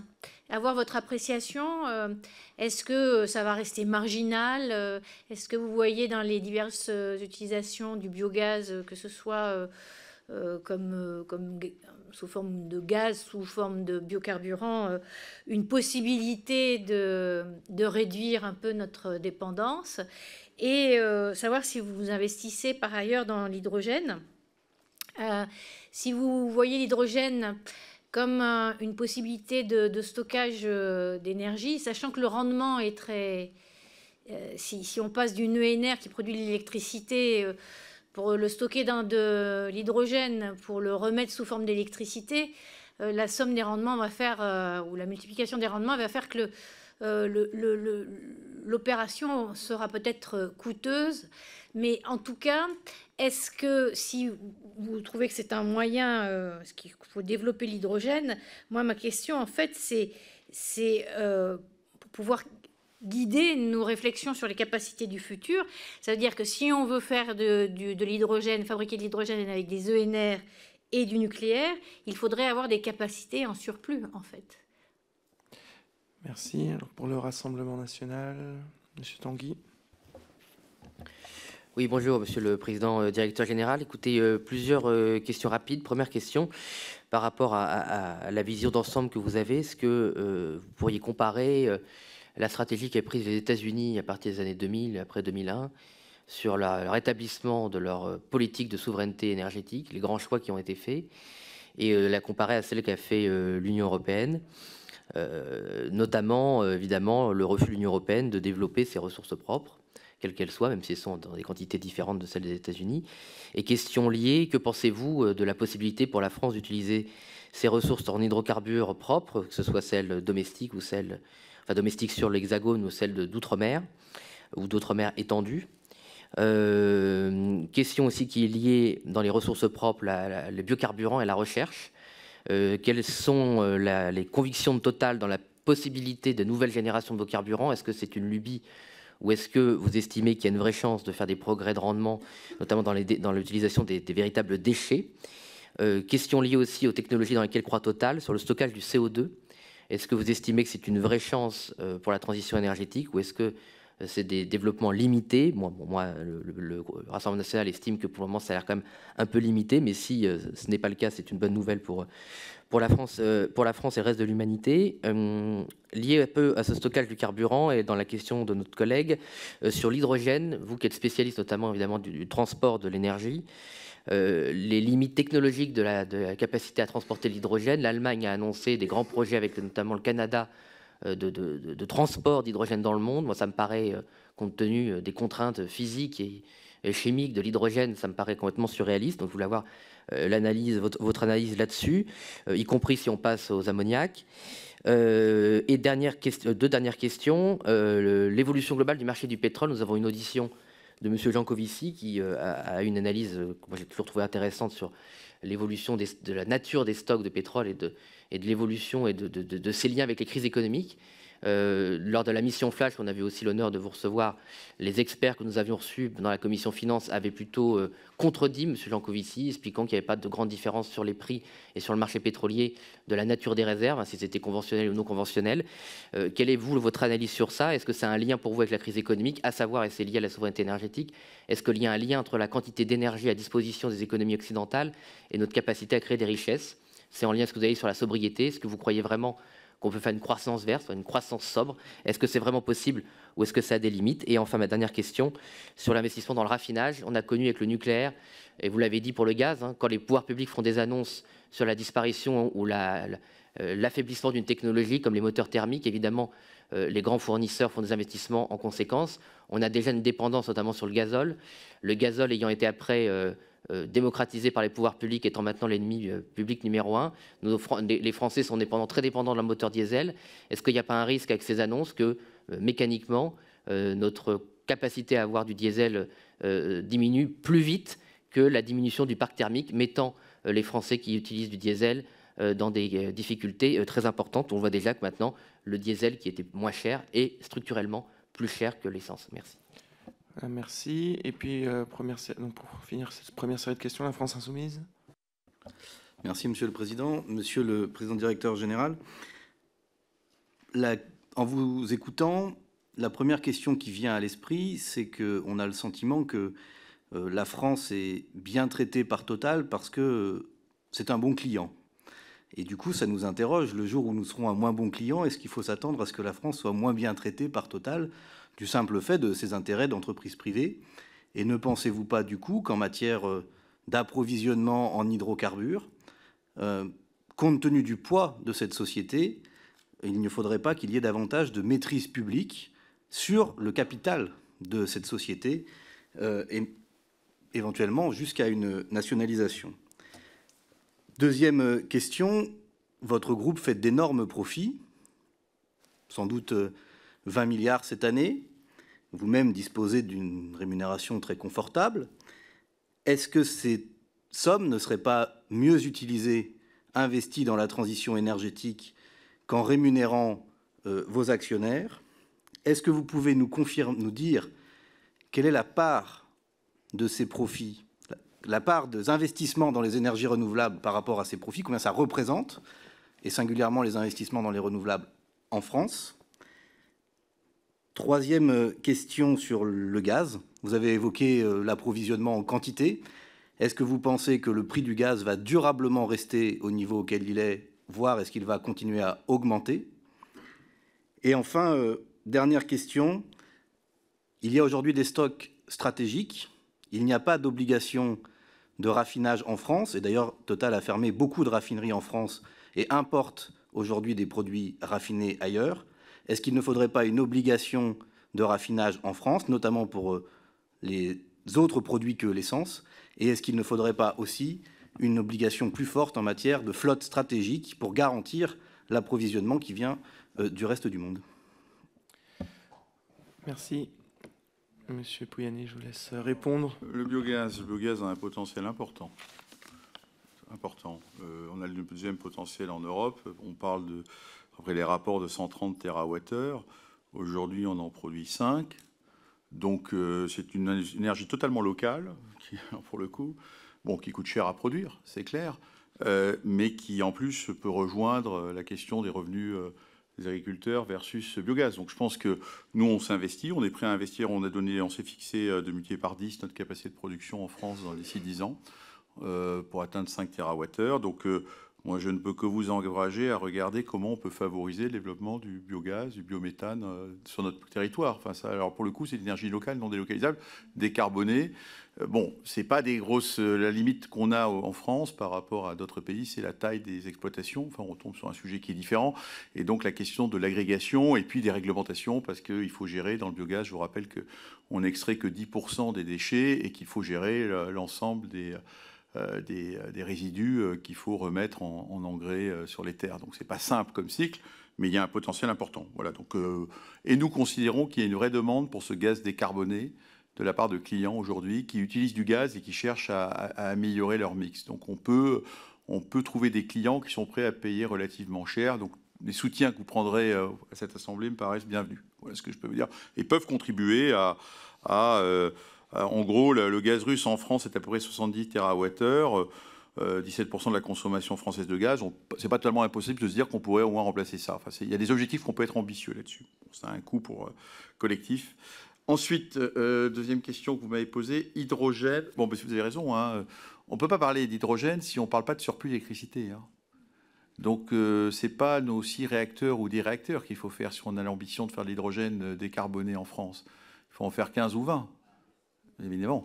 C'est pas en réallouant. Aujourd'hui, d'ailleurs, on voit bien qu'on a notre parc, il faut le renouveler pour assurer la disponibilité de l'électricité aux Français, puisqu'on a des centrales âgées. Hein, ça, c'est l'âge de. Il ne faut pas s'étonner. Enfin, quelque part, nous, on sait qu'on a des usines âgées, elles ont moins de disponibilité, et donc il faut soit les moderniser, soit il faut en construire des nouvelles. Au bout d'un moment, c'est pas comme mes champs de pétrole, mais il y a rien n'est éternel. Hein, même surtout les études industrielles qui sont soumis qui sont bien sûr surveillés, et qui sont maintenus, mais à un moment, il faut être capable d'ajouter des capacités. Donc, si la France a une ambition d'être un exportateur d'hydrogène un jour, oui, il faut construire beaucoup, beaucoup plus d'électricité. Et que tout ce qu'on a dans nos trajectoires. Ça, c'est là-dessus, c'est évident. Mais c'est vrai à l'échelle mondiale, c'est la limite de l'hydrogène vert. Hein, c'est on doit déjà électrifier, parce que je vous ai dit qu'il fallait passer en gros de 20-25% à 40% si on veut décarboner. Pour aller à l'hydrogène, je crois qu'il faut ajouter 50% de plus de capacité d'après les calculs qu'on a fait à horizon 2050. C'est énorme, si on veut faire de l'hydrogène vert. Donc c'est un vrai sujet, et il ne faut pas se tromper sur les trajectoires que l'on prend. Donc ça renvoie après à des politiques locales. Voilà ce que je peux vous dire. États-Unis, les États-Unis, il y a une énorme différence. Hein. Ils ont des ressources naturelles. Ils sont tout. Je suis désolé. Ils ont des énormes réserves de charbon, ils ont des énormes réserves de gaz, ils ont des énormes réserves de pétrole. Et notre continent européen n'a pas ces réserves, ni de charbon, ni de pétrole, ni de gaz. Donc c'est un vrai sujet. Il y a une énorme différence entre les deux économies. Et ça, c'est la nature. Hein. Et on ne va pas le changer. Hein. Et c'est pas parce que. Et honnêtement, si vous avez jamais entendu Total râler trop contre les lois qui interdisent les recherches des hydrocarbures, c'est peut-être qu'il y a une raison. C'est qu'on pense qu'il n'y a pas beaucoup de potentiel résiduel. Je suis décidé. Sinon, vous aurez peut-être entendu râler un peu plus fort. Vous ne l'avez pas entendu. C'est pas simplement pour pas interférer dans le débat politique national. Donc, je pense que là, c'est pas la voie. À l'échelle européenne, je dirais, il y a une trajectoire. Le Danemark, d'ailleurs, à mon avis, a pris une bonne loi. Il a dit qu'on ne pourrait pas plus produire d'hydrocarbures en 2050 au Danemark. Et d'ici là, on peut produire ce qu'on peut. Moi, cette loi, nous sommes le principal producteur de gaz au Danemark. Eh bien, ça nous va. On s'organise maintenant pour que la trajectoire s'arrête en 2050. Et on peut piloter d'ici là, sachant que les réserves danoises de gaz d'ici 2050, je pense qu'il n'en restera pas beaucoup. Comme de façon générale, en mer du Nord, d'ailleurs, le seul pays qui a des réserves longues sur le continent européen, c'est la Norvège, en fait, mais qui n'est pas dans l'Union européenne. Le seul pays qui a des réserves, je dirais, plus longues. Ensuite, donc on a quand même deux situations très très différentes hein, là-dessus. Ça, c'est un avantage pour les États-Unis qui, du coup, bénéficient d'une énergie pas chère. Biocarburants deuxième génération. Non, il y a deux choses assez différentes. Il y a essayer d'identifier à travers des gisements de déchets municipaux tout ce qui est lipides, graisses. Ça, c'est une voie qu'il faut qu'on poursuive. Et ça peut être une source pour faire des carburants aériens durables qu'on va s'engager. On est en train de signer des accords avec Veolia, après, quand nous, on n'est pas dans l'industrie des déchets, pour avoir accès à ces gisements-là. Là où, pour l'instant, on a beaucoup de mal, pour être honnête, d'un point de vue recherche et développement, c'est la notion de deuxième génération de déchets ligneux. C'est-à-dire, qu'est-ce qu'on fait avec du bois, de la paille pour faire... Alors ça, pour l'instant, on n'arrive pas à trouver des effets d'échelle importants au-delà des laboratoires. Pourquoi ? Notamment, il y a quand même un sujet de logistique. Hein. Le rendement est extrêmement faible et il faut manipuler des masses énormes de déchets ligneux pour arriver à faire des biocarburants. Donc autant exploiter au maximum l'économie circulaire des déchets municipaux pour identifier là-dedans tout ce qui est où il y a du gras pour essayer de l'extraire et alimenter nos bioraffineries. Ça, oui, on va regarder. La partie déchets ligneux, pour être transparent, pour l'instant, c'est compliqué. On ne voit pas trop comment... on voit pas trop la voie économique pour atteindre quelque chose qui soit de taille significative, c'est-à-dire qui puisse répondre à la question. Stockage CO2, écoutez, il nous faudra, si on veut net zéro, comme il y aura encore des hydrocarbures produits en 2050 pour certains dispositifs, ça veut dire qu'il faut des émissions négatives, il faut des puits de carbone. Les puits de carbone, ils sont de nature. Soit c'est la nature, c'est les forêts, c'est les puits naturels, il faut s'y engager. Soit ça va être des puits des stockages industriels, comme le stockage de CO2. Alors après, est-ce que le potentiel est important ? Ça fait partie des panoplies des solutions. Les cimenteries, à la fin, il faudra il faut une énergie fossile pour faire du ciment. Donc, il faut capter le CO2. Donc, il faut le mettre quelque part. Et ce que nous pensons, c'est que c'est compliqué, le potentiel de stockage de CO2. Je pense que c'est très compliqué d'expliquer à terre et d'expliquer à des gens qu'on va stocker du CO2 sous leurs pieds. Enfin, ça me paraît...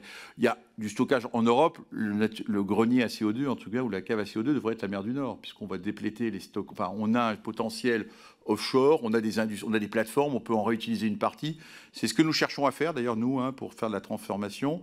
En Norvège, on vient d'avoir un premier stockage, et aux Pays-Bas et au Danemark, on est en train de réfléchir à est-ce qu'on ne peut pas réutiliser une partie des plateformes qu'on va arrêter pour produire des hydrocarbures, pour les réutiliser pour aller stocker du CO2, alors soit dans des champs déplétés, soit sans sous-aquifères. Bon. Donc c'est une des options.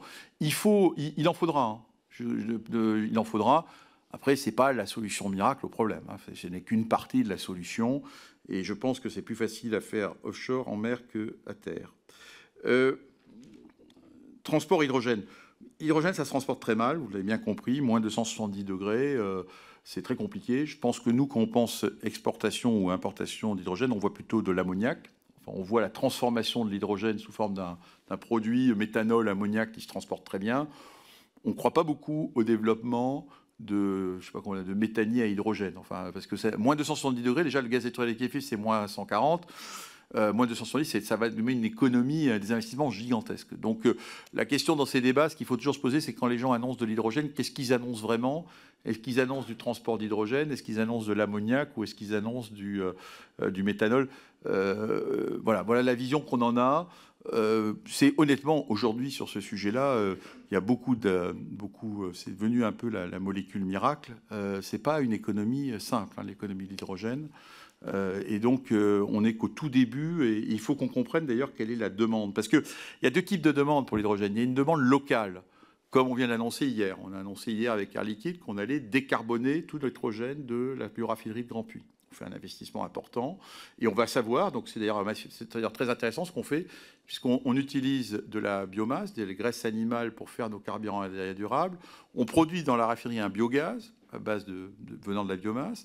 Ce biogaz va alimenter une machine à faire de l'hydrogène. Donc, on y trouve une partie d'hydrogène sur base biogaz naturel. Et tout ça va nous permettre de le réinjecter, d'ailleurs, cet hydrogène, pour faire d'autres carburants aériens durables. Donc, on va grossir notre volume tout en ayant une chaîne circulaire. Donc, c'est une première, d'ailleurs, technologique, en partenariat avec Air Liquide, qu'on va installer à Grandpuits. Donc, on regarde tout cela de près, et ça, c'est local. Et localement, il n'y a pas de transport. Donc, on voit les économies.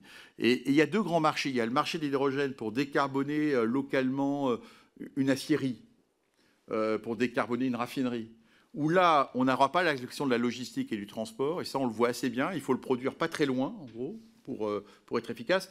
Puis après, il y a est-ce que l'hydrogène va devenir un carburant pour les camions? Ça va supposer d'autres infrastructures. Mais ça, c'est pas dit encore. Est-ce que les camions vont être à hydrogène? Est-ce qu'ils vont être avec des batteries? Les technologies, c'est difficile de vous répondre aujourd'hui. Tout le monde regarde les filières diverses et variées. D'ailleurs, il faut laisser, je pense, l'innovation là-dessus fonctionner. Oui, le prix est fonction de... complètement, Jean Covici a raison, mais il a souvent raison. Hein, je veux dire, je lis avec intérêt ce qu'il vous déclare. Je suis souvent d'accord avec lui. En l'occurrence, c'est vrai. Les ressources, les réserves dépendent complètement du signal prix.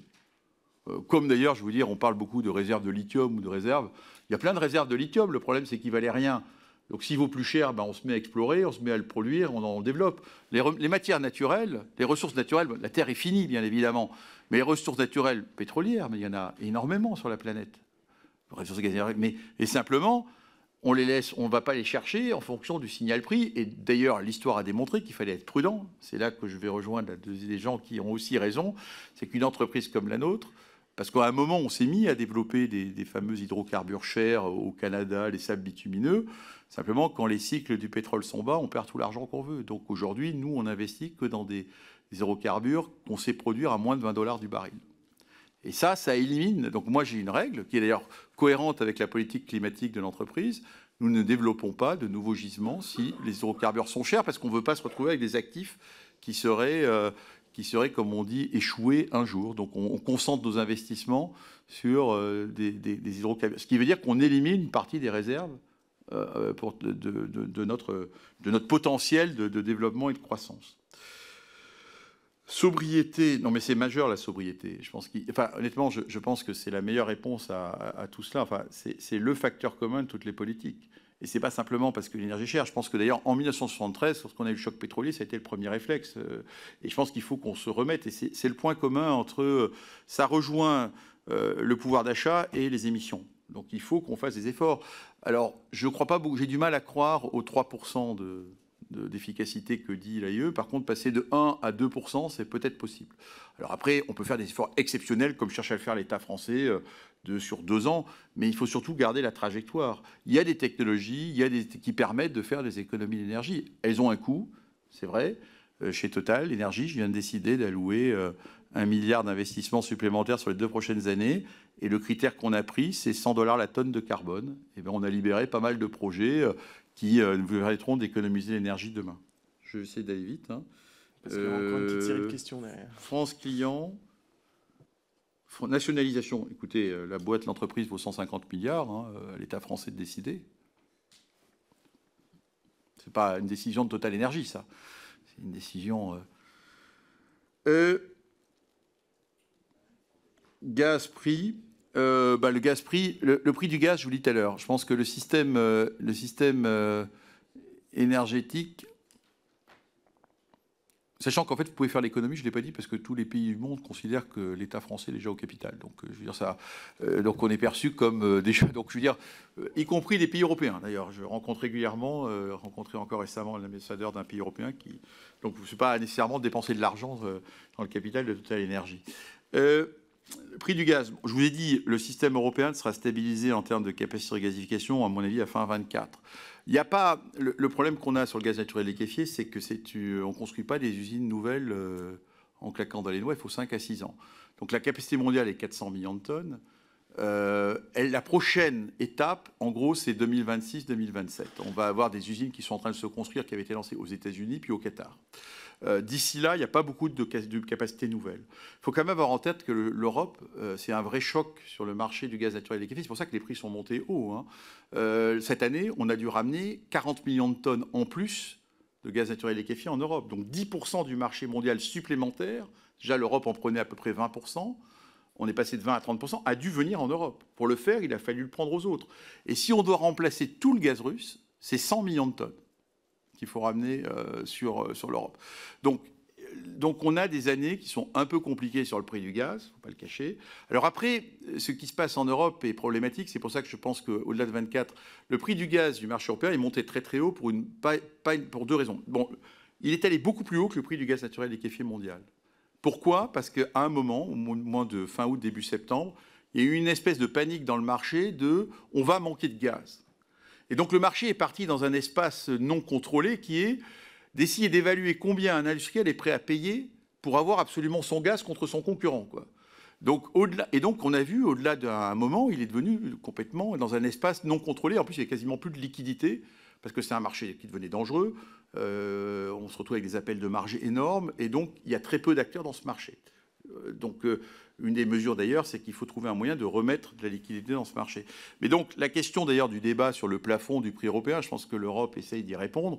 Bien évidemment, on ne peut pas mettre de plafond plus bas que le marché du gaz naturel liquéfié mondial, sinon il ne viendra pas. Donc il faut qu'on le mette suffisamment haut.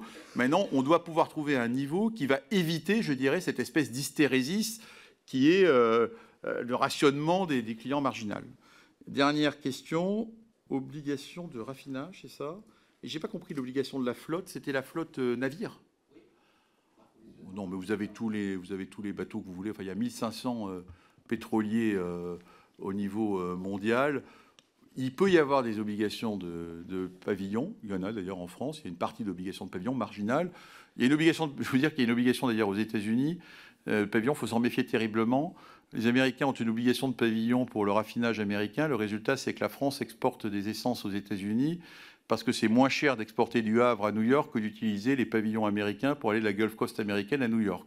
Donc c'est le genre de politique qui, à la fin, peut renchérir le coût de tous les produits pour l'ensemble des consommateurs. Donc ça ne me paraît pas une voie d'obligation. Enfin, en tout cas, ça ne me paraît pas la flotte mondiale est très importante. Et d'ailleurs, nous, on a d'ailleurs dans notre flotte, enfin, ils ne nous appartiennent pas, mais on a une flotte permanente de dizaines de pétroliers sous contrat à moyen et long terme, en fait, hein, pour assurer nos activités de négoce au niveau mondial. Bien, on va prendre la dernière série de questions avec les groupes qui restent. Les Républicains, Francis. Oui. Alors, je demande à chacun d'être succinct. Oui. Merci, Monsieur le Président Directeur Général, de tous vos éclaircissements et de nous consacrer du temps. Moi, je voudrais simplement revenir. On voit bien que votre groupe Total a passé Total Énergie pour diversifier les choses et rentrer au sein des énergies renouvelables.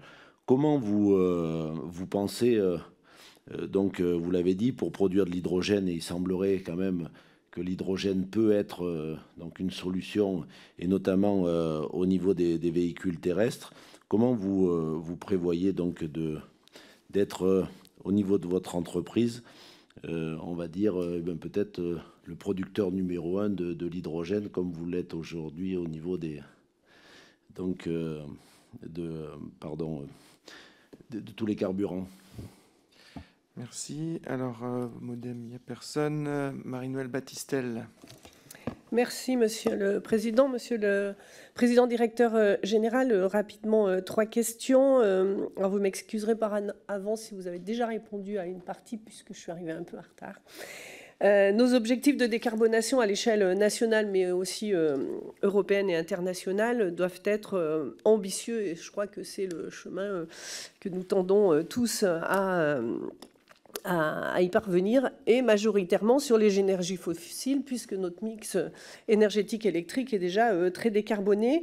Alors, pouvez-vous nous dire de manière précise la part de votre production ENR sur votre production globale, d'une part.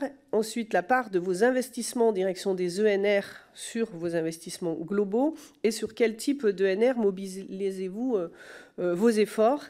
J'aurais une question évidemment sur l'Arenh, et ça n'étonnera personne. Son évolution est nécessaire, et de toute façon son extinction est proche, puisqu'en 2025 le dispositif doit être aboli ou retravaillé. Donc quel regard portez-vous sur l'Arenh, sur son utilité et surtout sur le fléchage de ses bénéficiaires?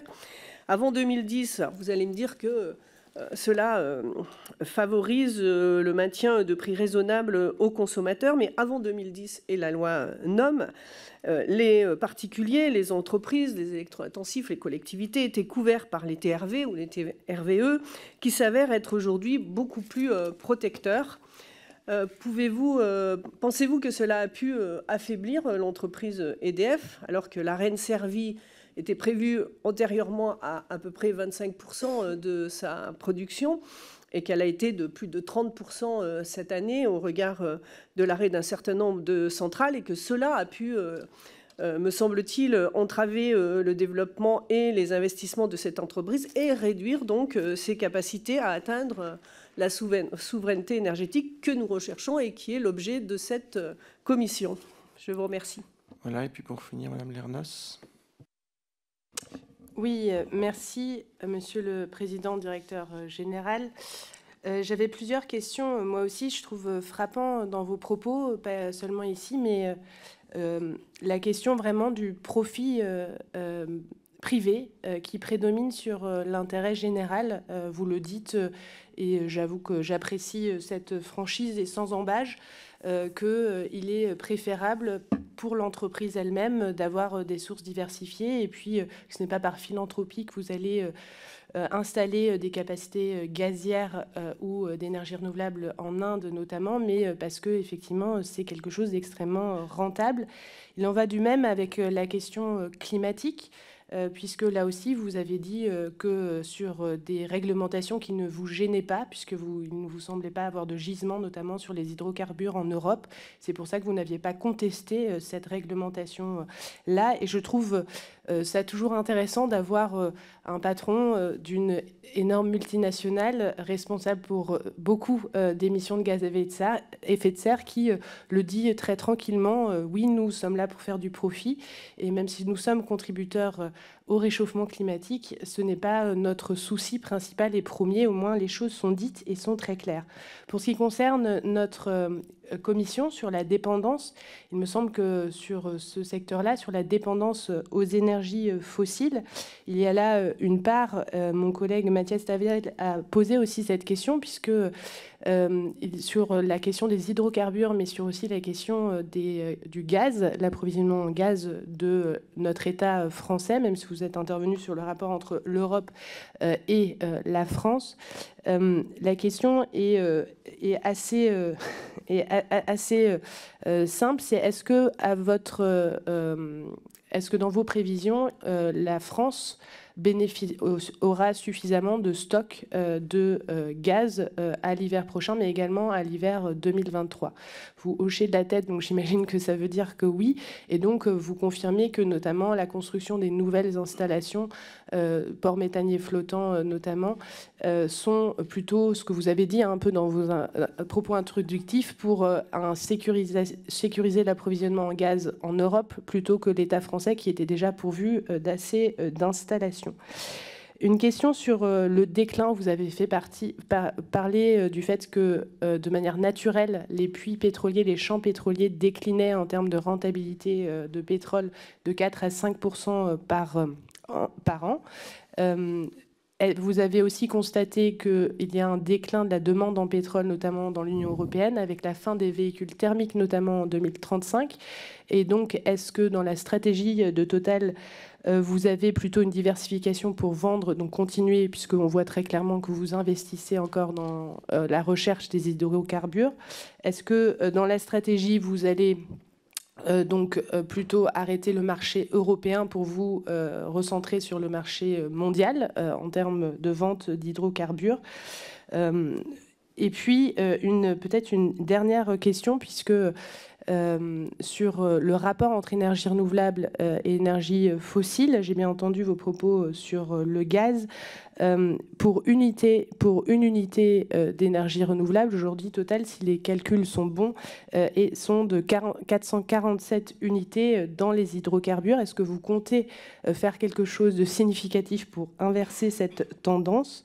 Et puis, sur la question des grandes entreprises, et notamment votre collègue néerlandais, Shell a été attaqué par les ONG et les citoyens pour non-respect des obligations en matière de climat. Est-ce que vous craignez cela en termes de procédure ou pas du tout?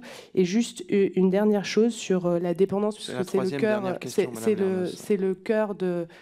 En même temps, vous avez pris votre temps aussi au début de la commission, et je me semble légitime en tant que vice-président de la commission de reposer une dernière question, notamment sur les investissements, la stratégie d'investissement de Total dans les équipements français, notamment sur la centrale de Landivisiau qui a ouvert cette année, la centrale à gaz, vous l'avez évoqué. Il me semble qu'il y a là 40 millions d'euros qui sont versés pour 20 ans à la France. Et il semblerait aussi que vous avez vendu la moitié à un fonds de pension étranger à l'État français. Est-ce que ça n'accroît pas notre dépendance plutôt énergétique et pas l'indépendance énergétique de la France? Bien, Madame Brulbois, pardon, mais... Merci, Monsieur le Président. Une minute. Monsieur le Président, Directeur Général, merci pour votre exposé très éclairant. Alors que votre groupe avait l'image jusqu'alors de major des énergies fossiles, vous êtes aujourd'hui un acteur majeur de la transition énergétique et vous avez pour ambition de devenir un des premiers producteurs d'énergie renouvelable en 2030. Vous investissez beaucoup dans le solaire et l'éolien, 4 milliards d'euros en 2022. Actuellement, nous sommes en train d'examiner la loi d'accélération de la production des énergies renouvelables. Vous l'avez dit, en France, on a beaucoup de procédures qui sont très lourdes, qui sont des frais. Nous essayons de les lever. Et vous avez dit aussi, on ne peut pas prendre de décision sans tenir compte de l'opinion publique. On l'a vu pour Fukushima. Vous en avez fait les frais aussi à la MED avec l'huile de palme. Et donc, moi, je voulais savoir quel regard portez-vous sur les autres énergies que cette loi ne traite, à mon sens, pas suffisamment, à savoir la géothermie, l'hydroélectricité et les combustibles solides de récupération. Vous avez parlé des déchets, mais les combustibles solides de récupération sont des énergies qui me paraissent utiles, alors que nous enfouissons encore beaucoup de déchets et que les cimenteries, par exemple, en ont fait un combustible et non pas un déchet, comme le CSR a toujours le statut de déchet et n'a pas le statut de filière. Pensez-vous qu'il faudrait travailler sur ce sujet? Merci. Merci, Monsieur le Président Directeur Général. Juste un point, puisqu'il y a plusieurs questions et je n'ai pas répondu, je suis désolé à votre collègue, sur les investissements. Oui, cette année, nous mettons 4 milliards d'euros, nous investissons 4 milliards de dollars ou d'euros, c'est pareil en l'occurrence, sur 16 dans les énergies renouvelables et décarbonées, l'électricité. Oui, c'est ce qui est. On n'arrête pas de me dire que c'est pas assez parce qu'on regarde le verre à demi-vide. La vérité, c'est qu'on doit être le cinquième plus gros investisseur au monde pour une seule entreprise dans ces secteurs-là. Alors bien sûr, on peut faire le rapport au profit. Mais oui, non, mais les capacités d'investissement d'une entreprise ne seront pas décidées en fonction des profits de l'année. Mais on regarde le sujet. On a décidé qu'on a annoncé qu'on augmenterait nos investissements et on va les augmenter. Ils passeront sans doute l'année prochaine à plus de 5 milliards. Alors après, on peut me poser la question qui n'a pas beaucoup d'intérêt, pour être honnête, pour faire un ratio que vous faites entre aujourd'hui et effectivement, pour pouvoir produire, il faut d'abord investir. Ça, c'est la définition. On a dit qu'en 2000, on visait d'avoir 20% de notre mix en 2030 dans les énergies électriques et renouvelables. Donc c'est ça l'objectif. Aujourd'hui, c'est petit, bien évidemment, puisqu'on a commencé il y a 3 ou 4 ans. Donc j'ai pas la baguette magique, effectivement, et que dans l'énergie, il faut investir pendant des années avant de pouvoir produire. Donc voilà. Et aujourd'hui, d'ailleurs, la balance qu'on doit faire, et c'est un débat permanent au niveau avec notre conseil d'administration, c'est en même temps, on nous demande aussi de fournir le pétrole et le gaz dont vous avez besoin, le gaz naturel liquéfié. Donc on doit trouver le bon équilibre entre fournir l'énergie qui nous fait vivre aujourd'hui et construire et investir dans l'énergie de demain. Je pense que de toute manière, donc c'est le verre demi-vide ou le verre à demi-plein. Nous, on considère en tout cas que, et les chiffres sont là, qu'on est un des acteurs qui investissent le plus dans ces énergies-là en ce moment au niveau mondial. Et ça, on ne pourra pas nous le retirer, malgré tous les ratios qu'on pourra bien faire. L'hydrogène terrestre, honnêtement, sur les voitures, je pense que l'Europe est en train de faire le choix. Hein. Vous avez décidé, les parlements ont décidé que les véhicules seront électriques. Les constructeurs automobiles l'ont décidé, sont en train de le décider.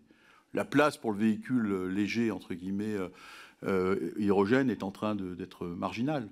Donc la question pour l'hydrogène, plutôt les camions. Est-ce que les camions seront à batterie ou est-ce qu'à électrique ou est-ce qu'ils seront à hydrogène? Mais véhicules à hydrogène, on ne fera pas beaucoup d'efforts. Et si on réfléchit en ce moment, on va sans doute annoncer prochainement la construction d'un réseau européen de stations, une centaine de stations à hydrogène, c'est pour les camions, mais pas pour les véhicules légers. On ne pourra pas, je pense, à la fois construire une infrastructure à hydrogène pour véhicules légers, puis l'infrastructure de borne de recharge. Tout ça, ça coûte extrêmement cher. Il n'y a pas de demande, donc je pense que le choix est en train d'être fait. Est-ce que c'est le bon choix? Je ne sais pas. Ça, c'est les constructeurs automobiles qui nous le diront. Mais nous, là-dessus, on essaye d'accompagner la demande. La demande, maintenant, elle est clairement pour les bornes de recharge. Qu'est-ce que j'ai répondu aux investissements? L'AREN, j'avais répondu tout à l'heure. Enfin, désolé, madame, mais c'est pas. Je ne peux pas réécrire l'histoire. Nous, on n'était pas dans l'électricité en 2010. C'est pas un domaine que je connais très bien.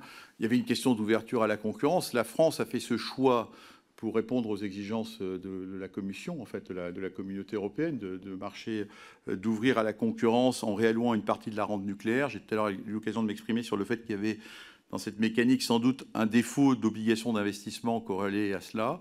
Je ne vais pas répéter ce que j'ai dit, mais je ne peux pas. Après, je laisserai le PDG d'EDF est mieux placé que lui pour parler de ses finances. Je ne les connais pas particulièrement. Mais c'est pas, honnêtement, c'est pas l'AREN qui. L'AREN pour Total Energy, c'est pas du tout un gain. Hein. On le renvoie, comme j'ai déjà répondu. Les volumes qu'on reçoit, on les renvoie à nos clients et c'est totalement transparent. Et il peut y avoir des audits, etc. On réalloue l'AREN dans les prix que l'on fait. Le calcul est assez simple.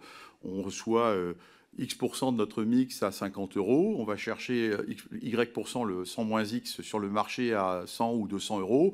Et le client va recevoir le prix moyen pondéré de tout cela. Voilà comment ça fonctionne. C'est simple. Après, les choix, c'est l'État qui décide. Est-ce que c'est 100, 120 ? Nous, on va prendre ce qu'on va dire. Encore une fois, le seul défaut que ça avait, c'est quand on alloue de l'AREN à des gens qui ne l'utilisent pas. Parce qu'il y a le truc qui ne marche pas très bien dans l'allocation aujourd'hui, c'est que c'est déclaratif sur combien je veux voir de clients. Et si les gens déclarent un peu plus de clients, ils obtiennent plus d'AREN que les clients réels. C'est ça qui est... Donc il y a pas mal de choses là-dessus, mais je dirais on pourra un jour en reparler. Je ne vais pas revenir sur le fait que je n'ai jamais dit, madame, que les profits étaient plus importants que les émissions. Je pense même avoir jamais prononcé cette phrase. Donc il ne faut pas me faire dire des choses que je n'ai pas dites. Je suis désolé. Je n'ai jamais dit ça.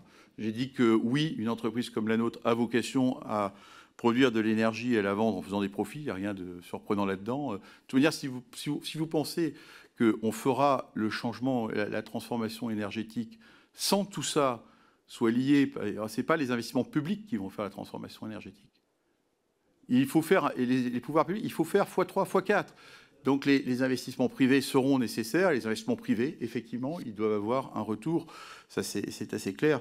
Mais ça ne veut pas dire pour autant que ça soit antinomique avec la politique d'émissions, de baisse des émissions, sur quoi nous nous sommes engagés. Nous avons dit que nos émissions dites de scope 1 plus 2 baisseront de 40% entre 2015 à 2030. Elles baisseront de 40% entre 2015 et 2030. Et elles ont déjà baissé de 20%. Donc on fait le travail également sur la côté émissions, aux bornes de l'entreprise. Et en même temps, ce qui ne nous empêche pas d'avoir... Notre mission, c'est quelque part de fournir plus d'énergie au monde, parce qu'effectivement, notre champ, il est mondial, il n'est pas français ou européen, et en même temps, moins d'émissions. C'est ça, toute la stratégie de l'entreprise, c'est d'aller piloter les deux en même temps. Et pour faire cela, ce qui est durable, effectivement, pour pouvoir investir dans les énergies renouvelables, c'est parce que je fais des profits sur le reste. Si je n'ai pas trouvé encore la machine à investir sans faire des profits. Ça, je ne sais pas faire. Vous m'avez posé la question, je pense que j'ai répondu. Non, vous avez posé une question sur les déclins, mais je ne sais plus. Non, mais encore une fois, oui, vous avez posé la question. Il y a l'Europe, il y a le reste du monde. La consommation, encore une fois, la population mondiale croît. Et dans tout ce débat, la question est de savoir, d'ailleurs l'accord de Paris est un accord sur le climat et le développement. C'est le titre qu'il porte. On a bien vu à Sharm el-Sheikh que le débat sur le développement était aussi présent. Et donc la question pour les pays émergents qui ont une population qui a une légitime demande d'accès elle aussi à l'énergie, à un bien-être que nous on a dans nos pays occidentaux, un besoin de plus d'énergie.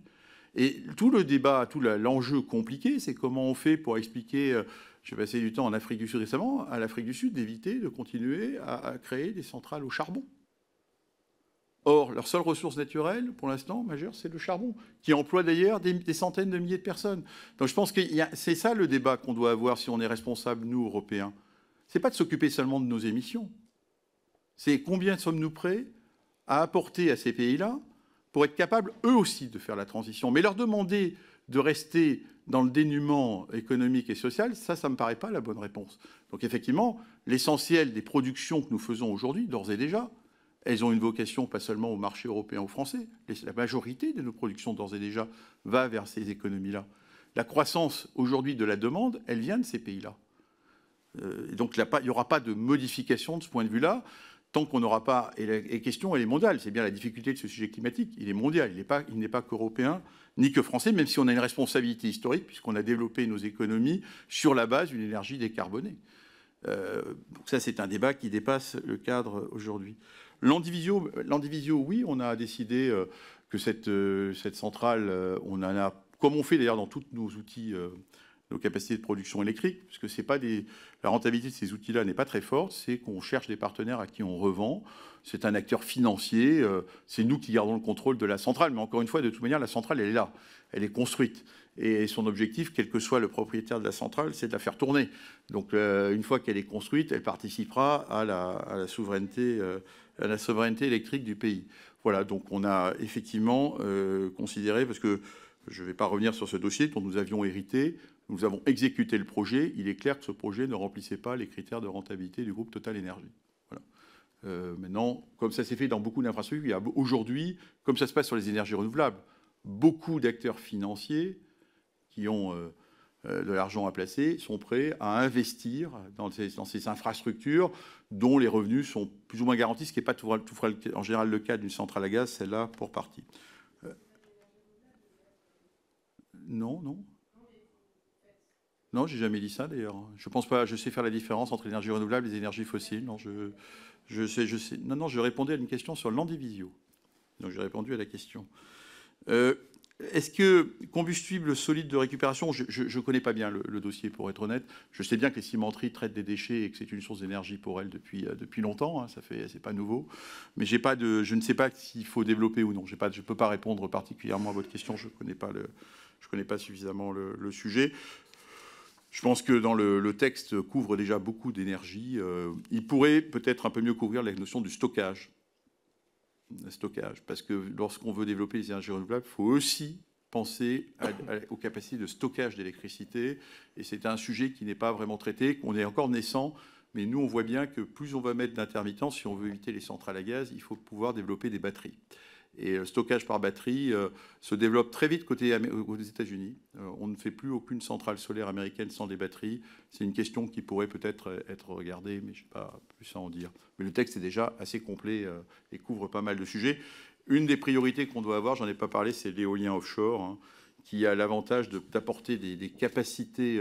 Une ferme éolienne offshore, on parle tout de suite très vite de 500 MW, 1 gigawatt, donc c'est fort. Ça relève de la planification, là également, avec les États, c'est assez évident. Je pense qu'on est plutôt en retard et qu'on a moitié à accélérer parce que c'est des technologies qui sont beaucoup améliorées au fil du temps. Mais c'est des projets qui demandent du temps, hein. Il faut plusieurs années, donc il faut aller vite si on veut déployer et atteindre les objectifs qu'a fixé le président de la République sur le sujet de l'éolien offshore. Bien, Voilà. merci beaucoup, monsieur le président directeur général Pouyanné, d'avoir répondu aux questions de notre commission d'enquête. C'était important pour nous de pouvoir entendre la principale entreprise française dans le domaine du pétrole sur ces questions, puisque évidemment c'est encore et toujours une de nos principales sources d'énergie et donc de dépendance au niveau de l'État français. Merci beaucoup pour votre disponibilité et d'avoir répondu à nos questions. Je précise juste avant de clore la réunion que j'invite les membres de la commission à rester un instant dans la salle. On a des petits points de déroulé pour les prochaines réunions à traiter ensemble. Je laisse Merci donc pour la votre séance. accueil.